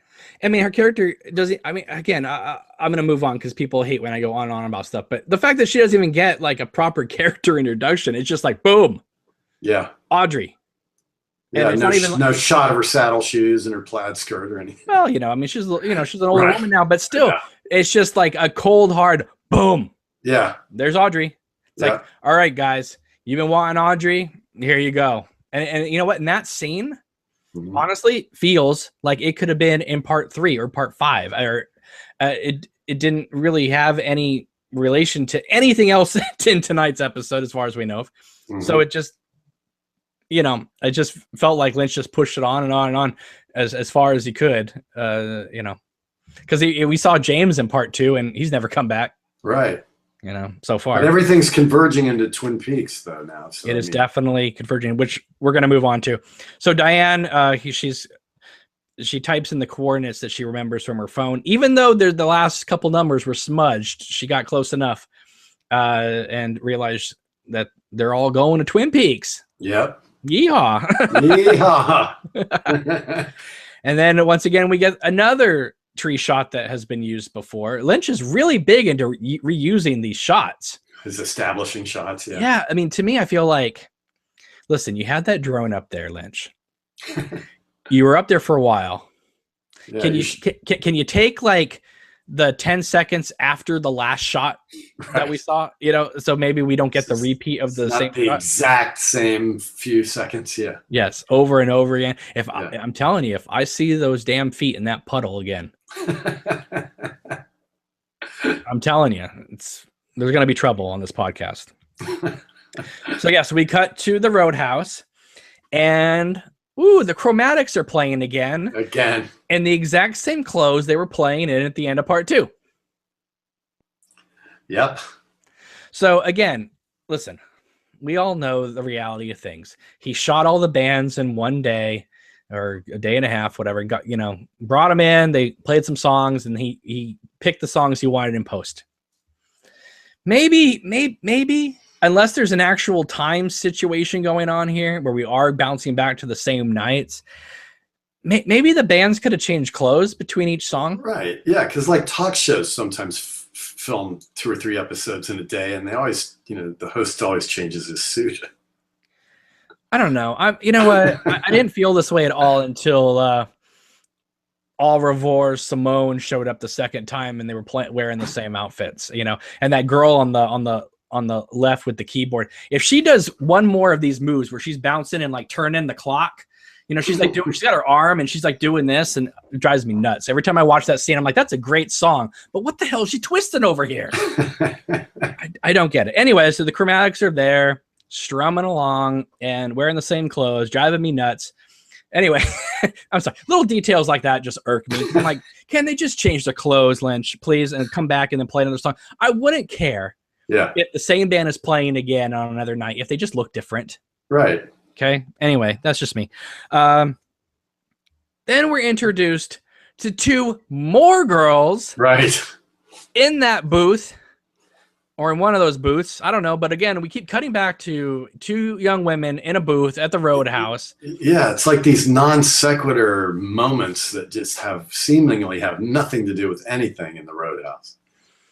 Yeah. Is that, I could be totally wrong, but was the Asian young woman, was she the same young woman from Inland Empire and that long scene where they're on Hollywood Boulevard and she's like talking about ovarian cysts or something? I don't remember, but I was wondering if it was the same actress, because I know that Lynch likes to bring people back. So, as you know, Inland Empire is not one of my favorites, so I've only seen it the one time in the original run at the theater, so those details are lost on me, I must admit.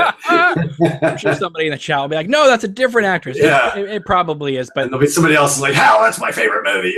You're an ass. It's all right. There'll probably be someone going, Cameron, you're a racist. You think all Asian women look alike. No, I don't. I just thought that she looks similar to me, to the same actress, but I could be totally wrong. Anyway, I'm getting tired. I mean, again, there might be a payoff to this, blah, blah, blah. Can I just speak from the heart in this moment in time? It's July 30th, 2017. Maybe at the end of August, I'll feel completely different, but I need to be honest and truthful right now in time. I am sick and tired of being at the Roadhouse and seeing random people in booths who I do not know, having some conversation about something I do not care about. And that's the end of the episode. Especially when it's a short, like it was another one of those that ended like 10 minutes early or 5 minutes early. And like I was happy when they cut to the band. I'm going, really, another early song at the Roadhouse? And then it's like cut to another scene right away. I'm like, oh, good, but then it's that, and you're just going, okay. No. Thank you, Cause. He just told me that's not the same actress. Okay, thank you. But yeah. Oh, people are getting upset about me again for being angry. I'm not angry. I'm just talking from the heart. It's okay. I'm not saying this Twin Peaks is a terrible abomination. I'm just saying, can we not have another scene of random 2 young women showing up at the Roadhouse talking about something no one cares about? Right. At least Invitation to Love had some parallels to what was actually happening. These are like, completely non sequiturs, seemingly at this point.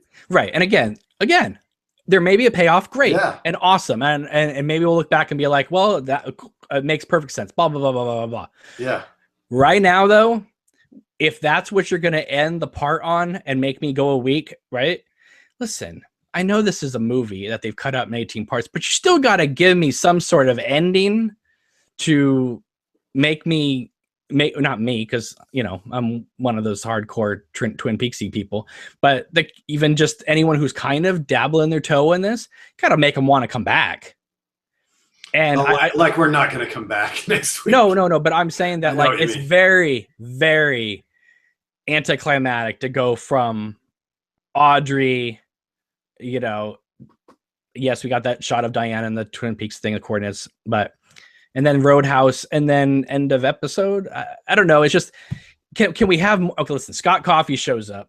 He's been a staple of Lynch's work since I think Lost Highway. He's been in everything pretty much Lynch has done since then. And he showed up. The best part was when he showed up in the booth and he did this. I like that. So I was like, okay, cool. We're getting more hands shaking going on. Awesome. Yeah. But then, his name's Trick. And then he disappears. And I didn't catch the two girls' names, but they're yelling about some girl named Angela who's going out with this guy Clark, but Clark made out with this girl named May the other day. Listen, so between Audrey's scene and Charlie, Paul, Tina, Billy, and then the Roadhouse, I got the two girls, which I didn't catch their names, but they're talking about Angela, Clark, and May, and then we get introduced to Trick. Too many names in 15 minutes. And it's probably going to matter all that much in the grand scheme of things. Maybe we'll find out that, all these young women are connected this way. But, I don't think all their little subplot conversations are going to tie into some big revelation that's going to unlock the doors to the Black Lodge and Cooper comes out. So, it is what it is. I just felt that this was a perfect episode. And then once we hit the Audrey scene, like I said, I wasn't upset about the scene itself. I was just I just felt it was a little too long. And then when we went crash into the Roadhouse and we got a more sequitur, at least it seems like it. And then it ends with the chromatics. Again, the chromatics playing again for the second time, wearing the same outfits. It went from, wow, this episode is amazing, I can't wait, this is awesome, to, woo, we're going down. And thank God we went out, because I was thinking we were going to crash and burn if we win another 5 minutes. See, now I like the Audrey scene more than you, but as soon as they hit the Roadhouse, I had the same feeling that just crashed and burned at that point, because these seemingly unrelated people in the booth scenes are just a drag, because how can they go anywhere? I mean, I guess I should trust that they will, but I don't know how they could possibly matter. Listen, I trust in Lynch. We all do. Mm-hmm. We're and again, we're not saying like, this is a stain on Twin Peaks and the rest of it. Again, this might all pay off and it'll be awesome and great, and we'll look back and be like, aren't we funny? Just because we were. But this is how we feel at this moment in time. That's why I always date these videos. Right. I would love to look back and go, remember that initial reaction for episode 12 when we were slamming those scenes? God, what idiots we were. Those were great, man. You know what, Hal? I want to feel that way. I do too. At the end of episode 18, part 18, whatever, which I'm convinced part 17 will be called Hows, HOW''S, and part 18 will be called Annie. I'm calling it now. How's Annie? But will it be a question mark or an exclamation point? I don't know. But anyway, I'm just kidding. I want to look back. I want to look back and be like, oh man, we just jumped the gun on this. We went a little harsh on this moment. But what are we supposed to do in this moment in time? Are we supposed to be like, everything's perfect, everything's a masterpiece? Yeah. I just say it's great, it's wonderful, everything. It's all gonna pay off. What if it doesn't pay off? Tell me we're the only ones feeling this way. I mean, come on, we're hardcore fans from the original series. Yes. If we feel this way, we're not the only ones feeling this way. Yes, but we felt this way about part 10 a little bit, and we got thumbed down like you would never believe. Oh, well. I know. I'm fine with that, because I am a true fan. I mean, I love this show. So the parts that disappoint me about it, I'm going to be honest about, like I said, I like the Audrey scene a lot more than you did, but that Roadhouse scene, they are getting frustrated. That Roadhouse scene was that's for the French out there. It was okay. Listen, it was a terrible scene, and the chromatics are back, and I really could care less. Maybe the chromatics were back and they were playing a different, different clothes. I'm okay with it. Give me some young women talking about something. Like, how about some two young women going, can you believe that Richard Horn guy that like grabbed our friend in the booth the other night? He's the one that ran over that kid, and he's, you know, there's a manhunt for him. How about a conversation like that? Yeah, or at least reference some of the other things that the people in the booth have talked about, like the zebra and, you know, or the drug or something, you know, that we've seen before to start to tie it together. Right. It's just getting so late in the game to start throwing these random elements out. And we got like 7 new character names in like 10 minutes. But maybe, like I said, we're still trusting that there's a grand design for this. But at this point, it seems like the percentage that it's going to pay off, you know, that it's starting to diminish. Well, again, I'm hoping for the best. Yeah, of course. But at the end of episode 18, let me tell you something. Maybe the last episode will all be vignettes in the booth. They should announce episode 18 is going to be 6 hours long. Yeah. Yeah. No, it's one long concert at the Roadhouse. Performances mixed with booth scenes. And that's how it's going to end. Listen. You know what I'd be happy with? If the last episode was 2 hours long, the first hour wraps up the whole thing, and then the second hour is the Industrial Symphony number 2, and it's just a Julie Cruz concert for an hour. I would be ecstatic about that. No cutaways to booths though. No Frank booth. No Richard Horn sitting in a booth. No Chad dealing drugs at the Roadhouse. No Renaults. Nobody sweeping the floor. Nobody sweeping the floor. I just want Julie Cruz just floating at the Roadhouse. You know? But it's just one long song. And the giant shows up and he says, "You have all been suckered again. You have all been suckered again." Yeah. See you in 25 years. Yeah. Oh, you guys are going to want to tune into that instant reaction video. Let me tell you. But overall, I thought this was a spectacular episode. And hopefully when the whole thing's over and done with, I'll look back at the last 20 minutes of this episode and be like, hey, you know what? It fits right in. It's great. It's wonderful, blah, blah, blah. Right now though, I got to wait a week. So I got to speak the truth. The truth is, for me, 40 minutes of excellence, 20 minutes of blah. I'd go at the point where it hits the Roadhouse. For me, it went blah. Yeah. Otherwise, I liked it. I even liked the Audrey stuff, so I have no problem with that, because I think we'll see more of that, and it will have more of a payoff. The stuff in the booth, though, I'm not so sure about. Well, especially since the next episode references her husband. Right. So hopefully we'll get some answers to that. All right, so let's go to the chat, Hal, for a few minutes before we wrap this up. Are they hating us? Not entirely. Good. Mad Max says, yes, Julie Cruz. George says he can't wait to see Julie. Charles says, no, Kyle in this episode is just crap. He was in the episode for a minute, as George says. Yeah, I agree. Eric says, oh, he's becoming a doubter. He says, I'm starting to think Lynch and Frost aren't going to give us real Dale. Makes this hardcore fan a little uneasy. Reggie, I would vomit Garmonbozia if this happens. He says, I can see Christabel performing a duet with Julie Cruz with Falling at the end. Yeah, Hal didn't like that either. That wouldn't work for me. No, that wouldn't. Nah. Let's see. George says, it's been one crazy episode, followed by a more tame episode. Dano Mano says, Lynch is great as the series, but we still got to call Lynch out on any BS we find. We tried that, Hal, when we criticized the Laura Palmer vision, and people came after us with like golden shovels.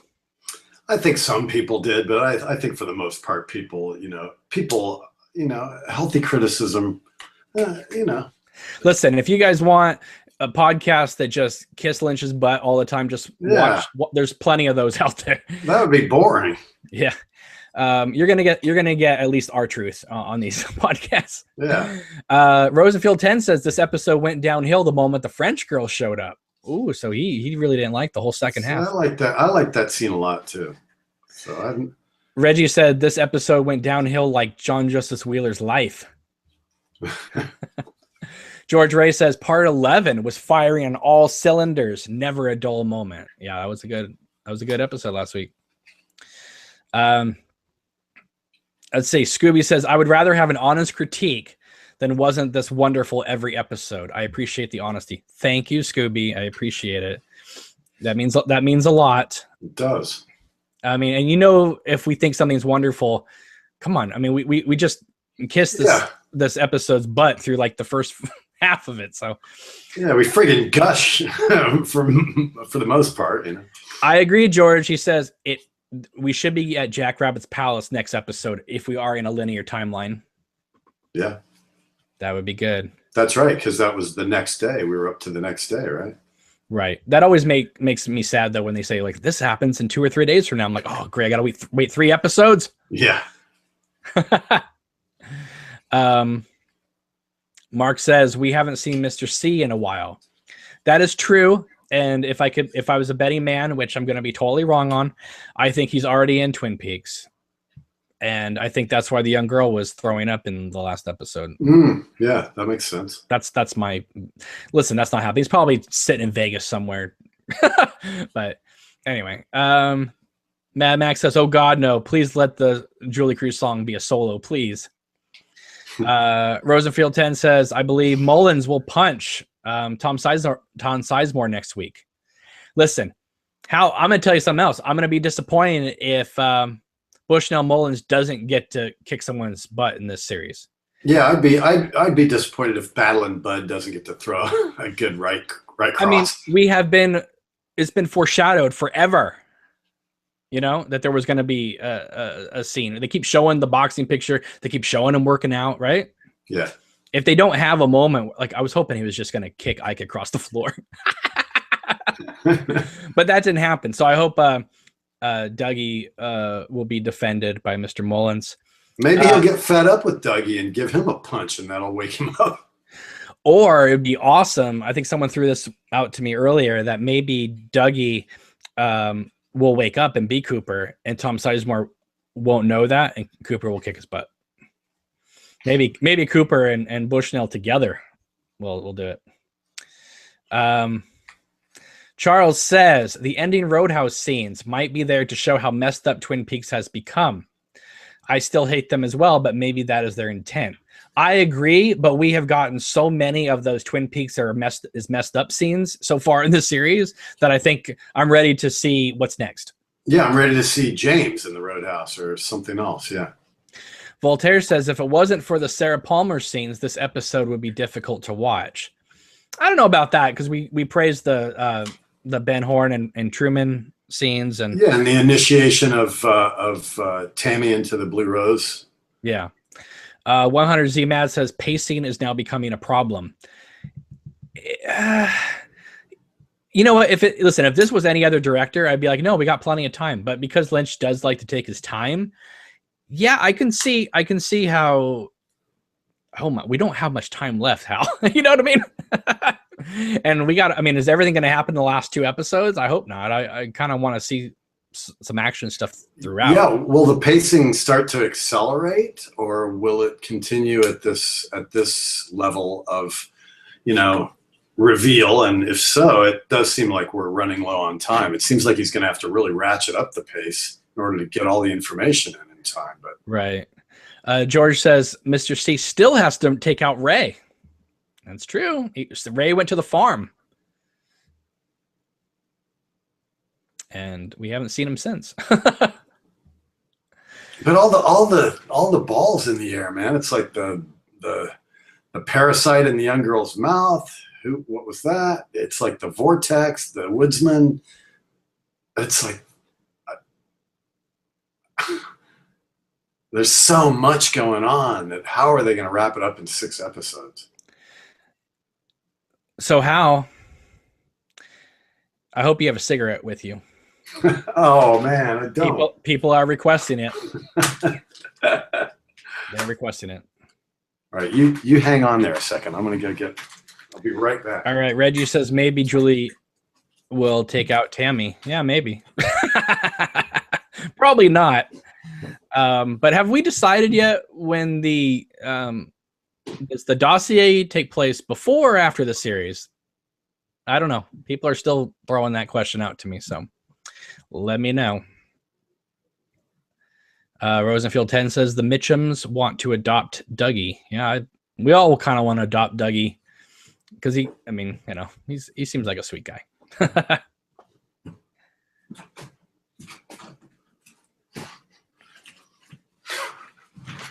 Got a light. Got a light. Got a light. Oh my Lord. I'll have you know I just hobbled up and down the steps with a broken foot just to give you that moment. You broke your foot? I did. Look, here, check it out. See Oh that? my! I thought you just sprained your foot. No, I broke it and walked around on it for 3 days. Oh. Before I had it x-rayed and found out it was broken. I thought I'd sprained it. Oh my. Yeah, so I got to wear this boot for 4 more weeks, man. It's a drag. Well, those boots are made for walking. Been on crutches for 2 weeks. It's a nightmare. Mark says my summer. Mark says, what did you think about Tammy getting weirdly emotional after being drafted into the Blue Rose Task Force? That was difficult to watch. I was emotional watching that scene. I want to be inducted to the Blue Rose Task Force. Yeah, that was a huge promotion for her. I thought she was okay in that scene. Yeah. Whereas other people have told me they felt that she was okay at the start of the series, which I felt like she was vamping it up. I think she's getting better as the series going on. Other people think she's getting worse as the series going on. So we got 2 totally different, barometers here. I talked to a friend of mine who's a hardcore Twin Peaks fan, and he's a huge movie buff and everything. And he goes, yeah, she's a little wooden, but I can't stop looking at her. She can do whatever she wants. So some people feel that way. Yeah. Again, it's just like, well, she probably wouldn't have gotten the role if she hadn't worked with David Lynch for so long. You know what I mean? It's like he knew he wanted to give her the role and stuff like that. So I get it. But I actually thought she was really good tonight, though. I do. Acting wise, I like those. Although some people really criticized the last part when she was out in the field in the high heels. Well, But something tells me that David Lynch is a lot like Jimmy Stewart in Vertigo, where he's like, if you're going to go out in the field, this is what you're wearing. Right. Yeah, you have to look like this. Yeah, I think Gordon Cole is dressing as girls. Let's see. I just watched Vertigo the other night, man. That's a fantastic movie. Mark, you're going out of control on me tonight. He's like saying, why was Tammy crying and breathing loud like a dog? Not a Christabel fan, obviously. Yeah. Let's see here. Cause thinks that Mr. C is in Sarah's kitchen. That would be surprising. Something made a noise back there. I'm surprised Hawk didn't investigate more. I'm surprised he didn't kind of insist that he come in and look around. Hawk's too nice of a guy. But he is the law. If he thought she was in danger, he could have insisted, Right. Cause says Billy is the farmer. Chuck stole the truck, and Richard then stole it from Chuck. Deputy Andy came because the truck was reported stolen, hence no arrest made. Then Billy went missing. Way too many names, way too convoluted for something that doesn't mean anything in this series. Do I really care who had the truck, when and where, and why the little kid got? You know what I mean? Like, yeah, I mean, that may be true, but it's so peripheral that why should we get bogged down in those details when time's a wasting? Exactly. I appreciate you letting me know about that, Cause, because I really just wouldn't even think about it. Yeah, it is hard to keep track of all those names and those subplots, especially when we don't even see the people. We can't put a face with the name because there's no faces. Right. Reggie says, I'm still convinced the girl from 1956 is Sarah. The one they had the frog moth climb into her mouth. Let's see. While you were gone, I asked whether the Secret History of Twin Peaks dossier takes place before the series or after the series. And Jan says, dossier has to be after because Tammy did not even know who Jeffries was. That's right. And the interoffice memorandum on the first page where Cole is giving Tammy the dossier is dated August of 2016. Wow. But doesn't but she's like asking about certain characters in that book that she's gotten answers to in this series. Yeah. All right. Reggie says, Hal, Tammy would not approve of your cigarette. F you, Tammy.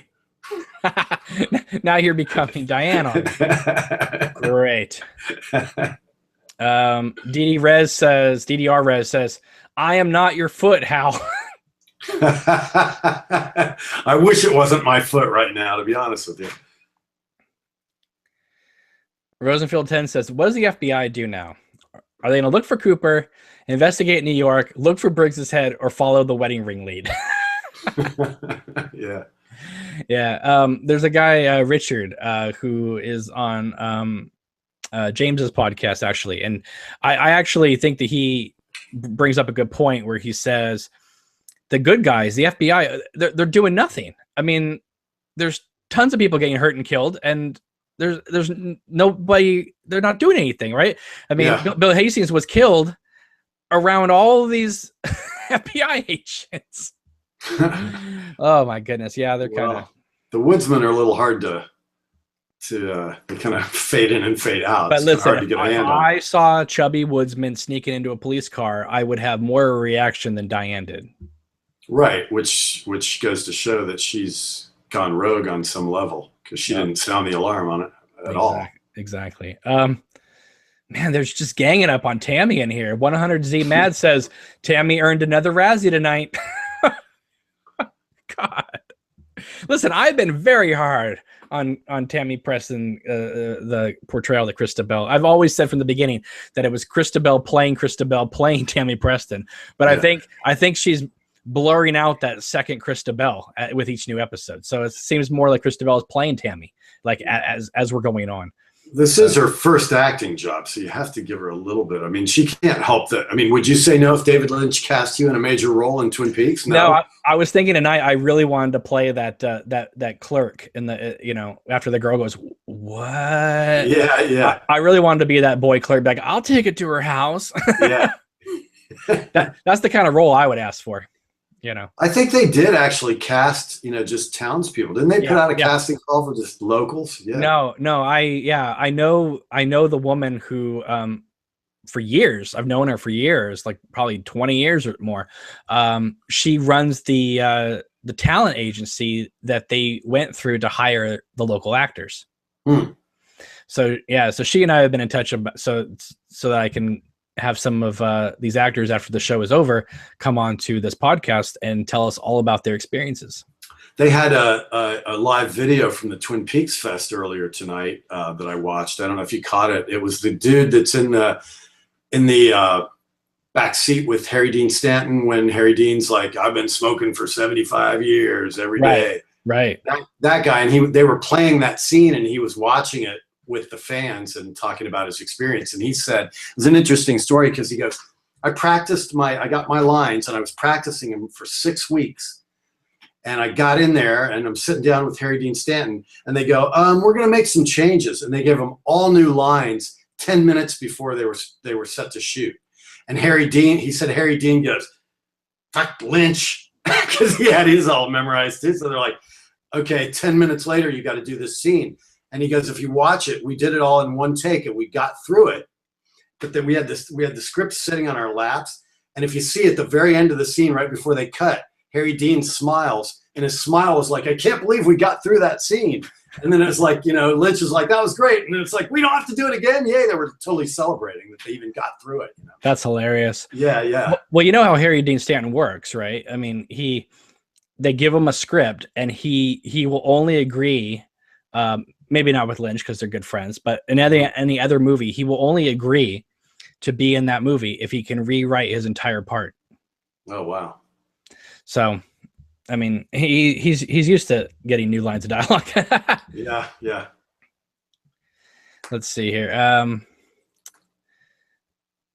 Reggie wants to compliment the ceiling fans in this episode. I agree. Thank you, Hal, for reminding me of those. I had it written down in my notes, but I skipped over it for whatever reason. And those were good shots.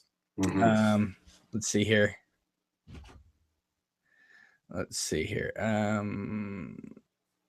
Yeah, everyone wants to know who is Tina. I agree. I heard Audrey's husband certainly, everyone who you don't think is a ladies' man in this series is a ladies' man. Yeah, he gets Audrey and Tina. Really? Let's see. Yeah, George is saying the Audrey scene ruined everything in all caps. No. I don't think it ruined everything. Then, are you going to not watch the rest of the series? Let's see here. Ooh, nice. Jan says Bing was looking for Billy. Remember when he ran into the diner? And he asked where Billy was, and then the realities changed. That's right. He did say Billy. Thank you, Jan. You're making things a little brighter at the end of this podcast. Yeah. That's wonderful. Thank you so much. Let's see. Now, Max says there seems to be too much going on this late in the game. That's interesting, though, because Billy's been missing for 2 days, and that was who Bing was looking for, Billy. And that was probably 2 days ago. And that is who Audrey is shacking up. Yeah, exactly. And Billy has to be part of the band, right? Because Bing had a band. Because Bing was in the band, yeah. Who? Yeah, probably Sherilyn Fenn wasn't thinking she was going to be this, a woman who just cussed at her husband, and she's, having sex with a band player. Yeah. No wonder she wants to go to the Roadhouse. Right? Yeah, because Sherilyn Fenn doesn't talk that way in real life at all, does she? She's got a very Christian attitude or whatever right now. Right. But see, now it's all making sense, Hal, right? Yeah. Because now that's why she wants to go to the Roadhouse, because Billy played in the band with Bing. Right. Yeah. Oh, yeah, you're right. Yeah. Yes. Thank you, Jan. Oh, it's just putting the pieces together, Harry. Yeah. Wow. That's good. I love it. Let's see here. Mark says the Audrey scene was his favorite tonight. You might be alone on that one, Mark, for a while. I'm sure people will come around on event eventually, though. Cause says, I don't think Billy has to be in the band, but it surely isn't ruled out. Yeah, well, maybe Billy was the guy sweeping. Or maybe Billy's a backstage groupie. Yeah, I don't know.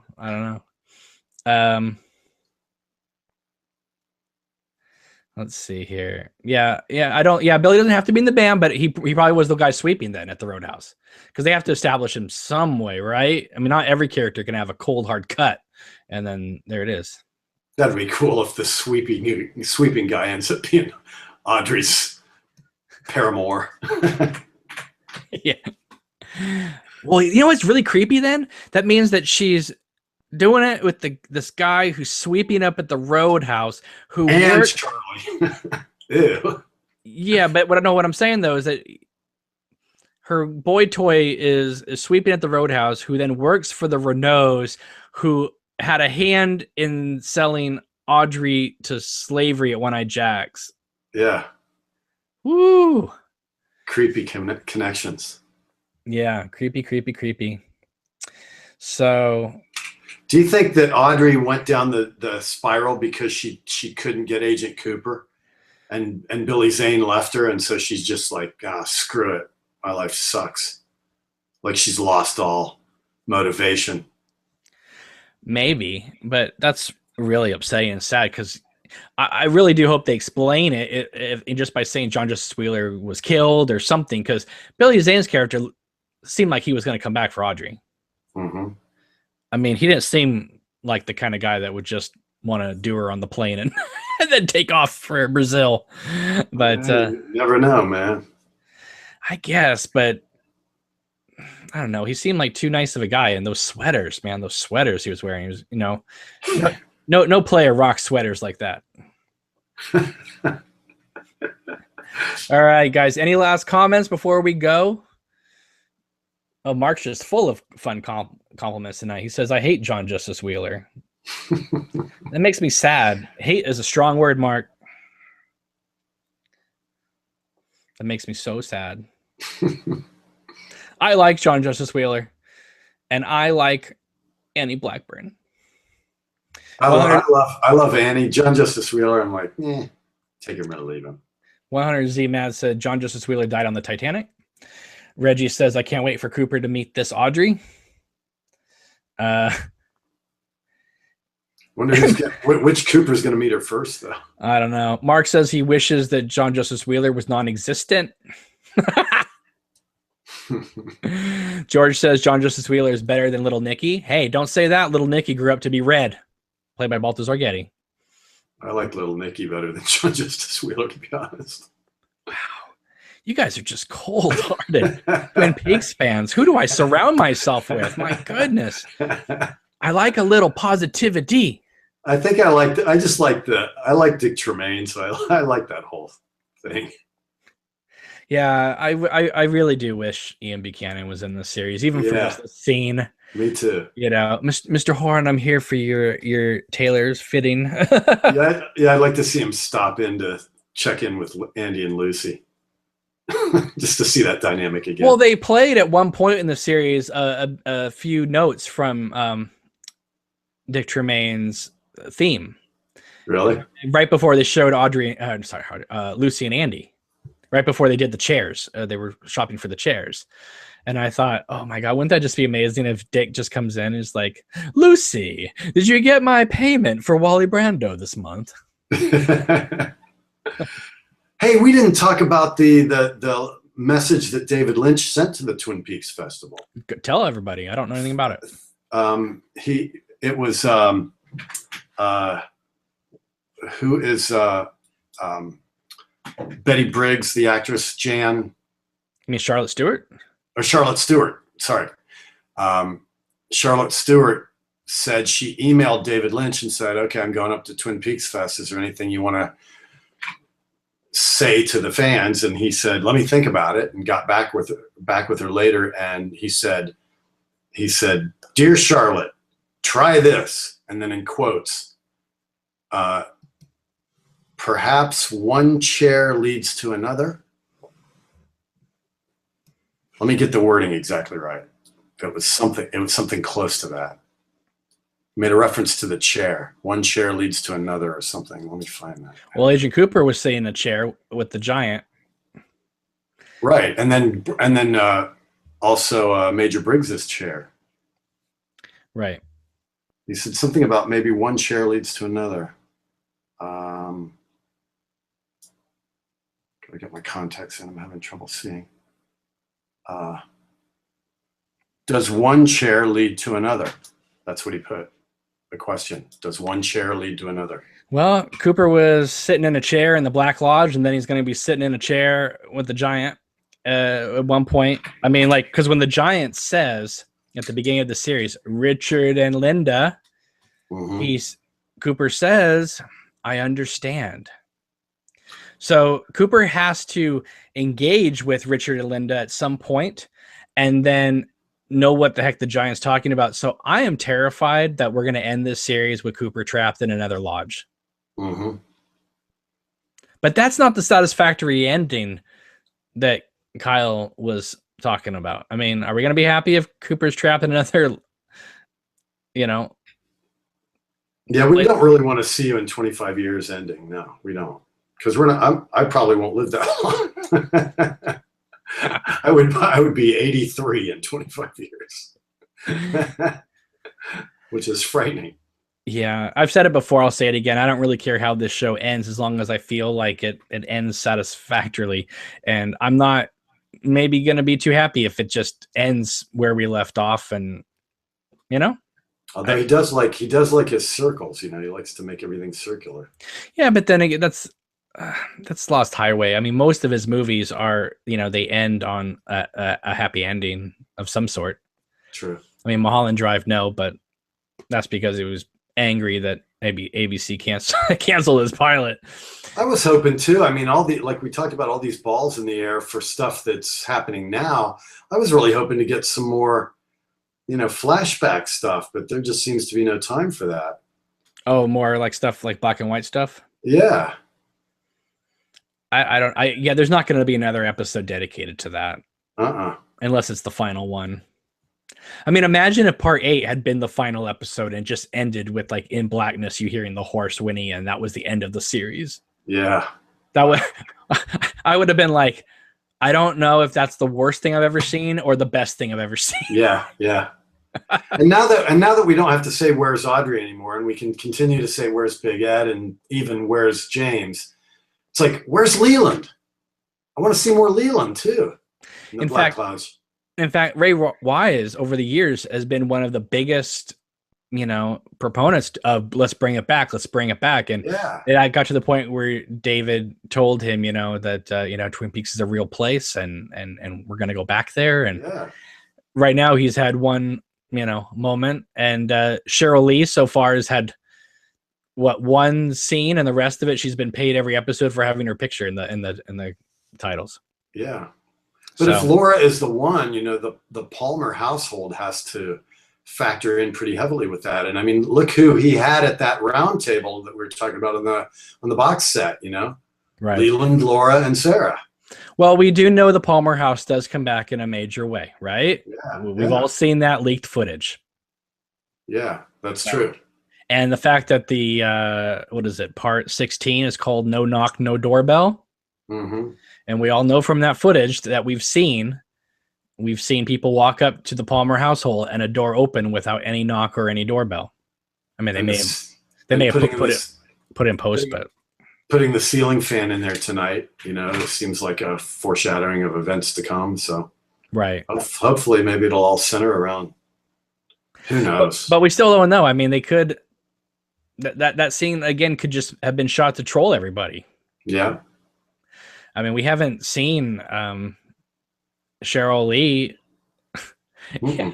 I mean, since she got yanked out of the lodge, right? And the idea, I mean, they're throwing characters left, right, and center. So maybe Tina. Maybe Tina will be Cheryl Lee with red hair. Right. I don't know. I mean, or maybe Angela or one of these new women names that we've heard about. Because Cheryl Lee has to show up with this new hairstyle, and it looked like she had red hair. Mm-hmm. And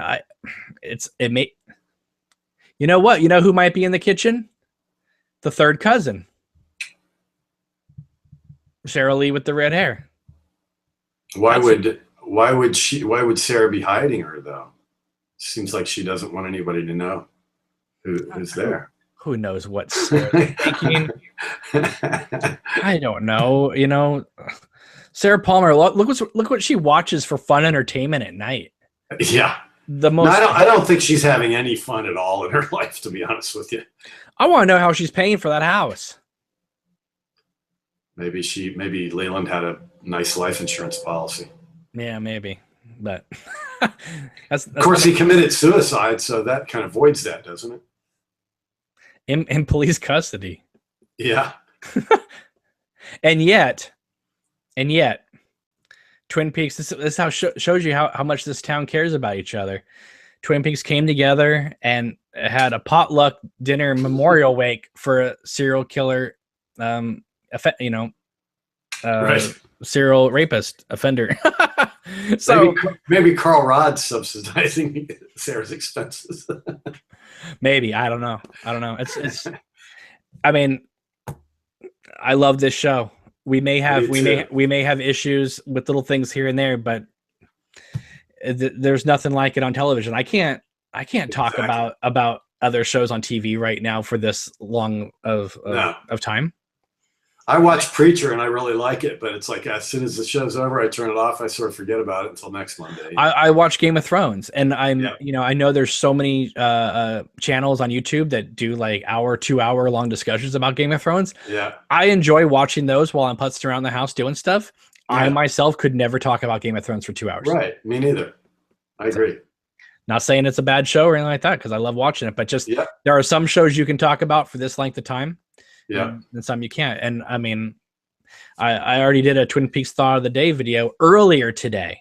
You did? Right. With Frank. So this is the 4th hour today I'm talking about Twin Peaks. So yeah. Anyway. Yeah. Love So it. okay. So overall, what do you think of this episode? I liked it a lot, man. I liked the Audrey scene, so that didn't slow it down for me. It's just that Roadhouse thing at the end, you know. I'm hoping it pays off, but tonight it seemed less than satisfying on an otherwise really good episode for myself. I agree. I think that this was a wonderful, nearly perfect episode for the first 40 minutes. The Audrey scene, I wasn't bummed out because of the choices they had made for her character. I was more bummed out by the scene itself. I just felt like it could have been shortened a little bit. The Roadhouse scene, as of this moment in time, because that's all I can go by, I can't go in the future and look back. At this moment in time, I think the Roadhouse scene was completely unnecessary and just felt completely tacked on. And then it was over, and I got to wait a week, and I just felt it was an unsatisfactory way of ending another part when the first 40 minutes of this thing was just rip roar and awesomeness from you know.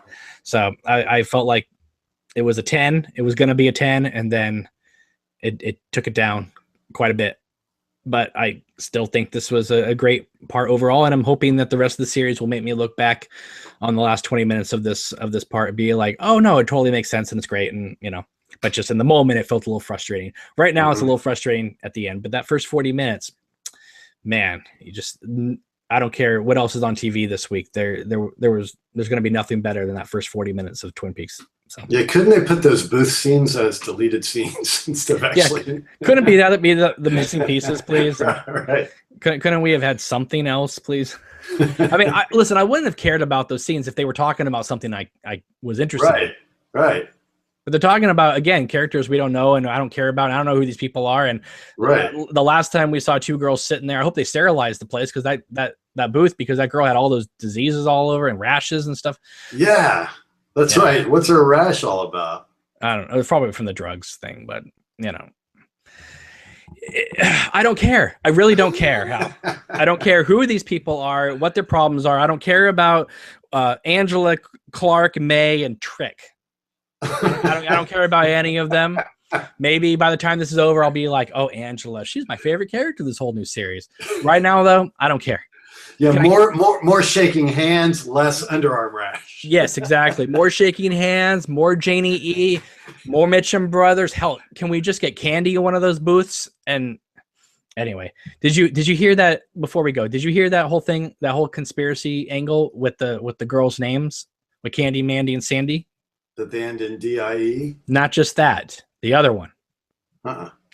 So you have Mandy, Sandy, and Candy, right? Right. Yeah, DIE at the end of all their names, right? So you have the don't die. Great.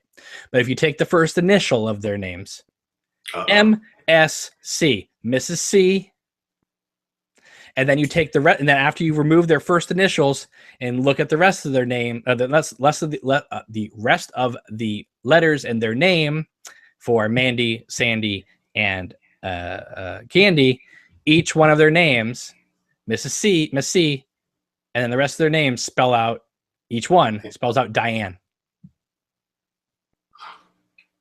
Interesting. Conspiracy crazy, or are they on the right track? And if they're conspiracy crazy, I love them. And if they're on the right track, I love them even more. But, and what show makes us ponder questions like that? It's a beautiful thing. Yeah, nothing else. No.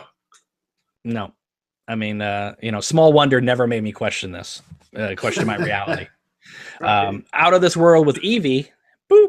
Which, by the way, have you ever seen that show, Out of This World with Evie? No. That takes place in my hometown, where I live, actually. Yeah, Monterey, California. So, anywho, down in Monterey. You have to love that song. Yeah, that was the Monterey Pop Festival. Right? Yeah, that's 5 minutes from my house, where Jimi Hendrix lit the guitar on fire, and man. Janis Joplin was rocking out. They just did the 30th anniversary or whatever, 50th anniversary or whatever it was. They did like a whole new Monterey Pop. Oh yeah. They charged like $400 a ticket, and it's not worth it. And it was all corporate sponsored. Oh yeah. Not like the old hippie days. No, definitely not. Definitely not. All right, everybody. Well, thank you for watching this kind of epic instant reaction. Now I have to download it from this channel and re-upload it to another channel, to the main channel. Again, reminding you guys, if you see this video, not on the main channel, but on someone else's YouTube channel, it means that it has been stolen and uploaded. And yeah, so that's been happening a lot lately, and I'm not a fan of it. So please make sure you watch these videos on the main channel, and be sure to like these videos and share them. And if you haven't already, please subscribe to the main channel. We need all the subscribers we can. So yeah, it should say obnoxious and anonymous. Remember that. Exactly. If it says anything else, you're watching the Thief's channel. Exactly. So Hal, can I get one more God of Light before we go? Where's my hat?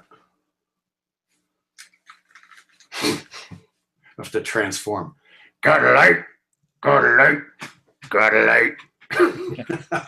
All right, everybody. Have a great night. We'll see you soon. Take care. Bye.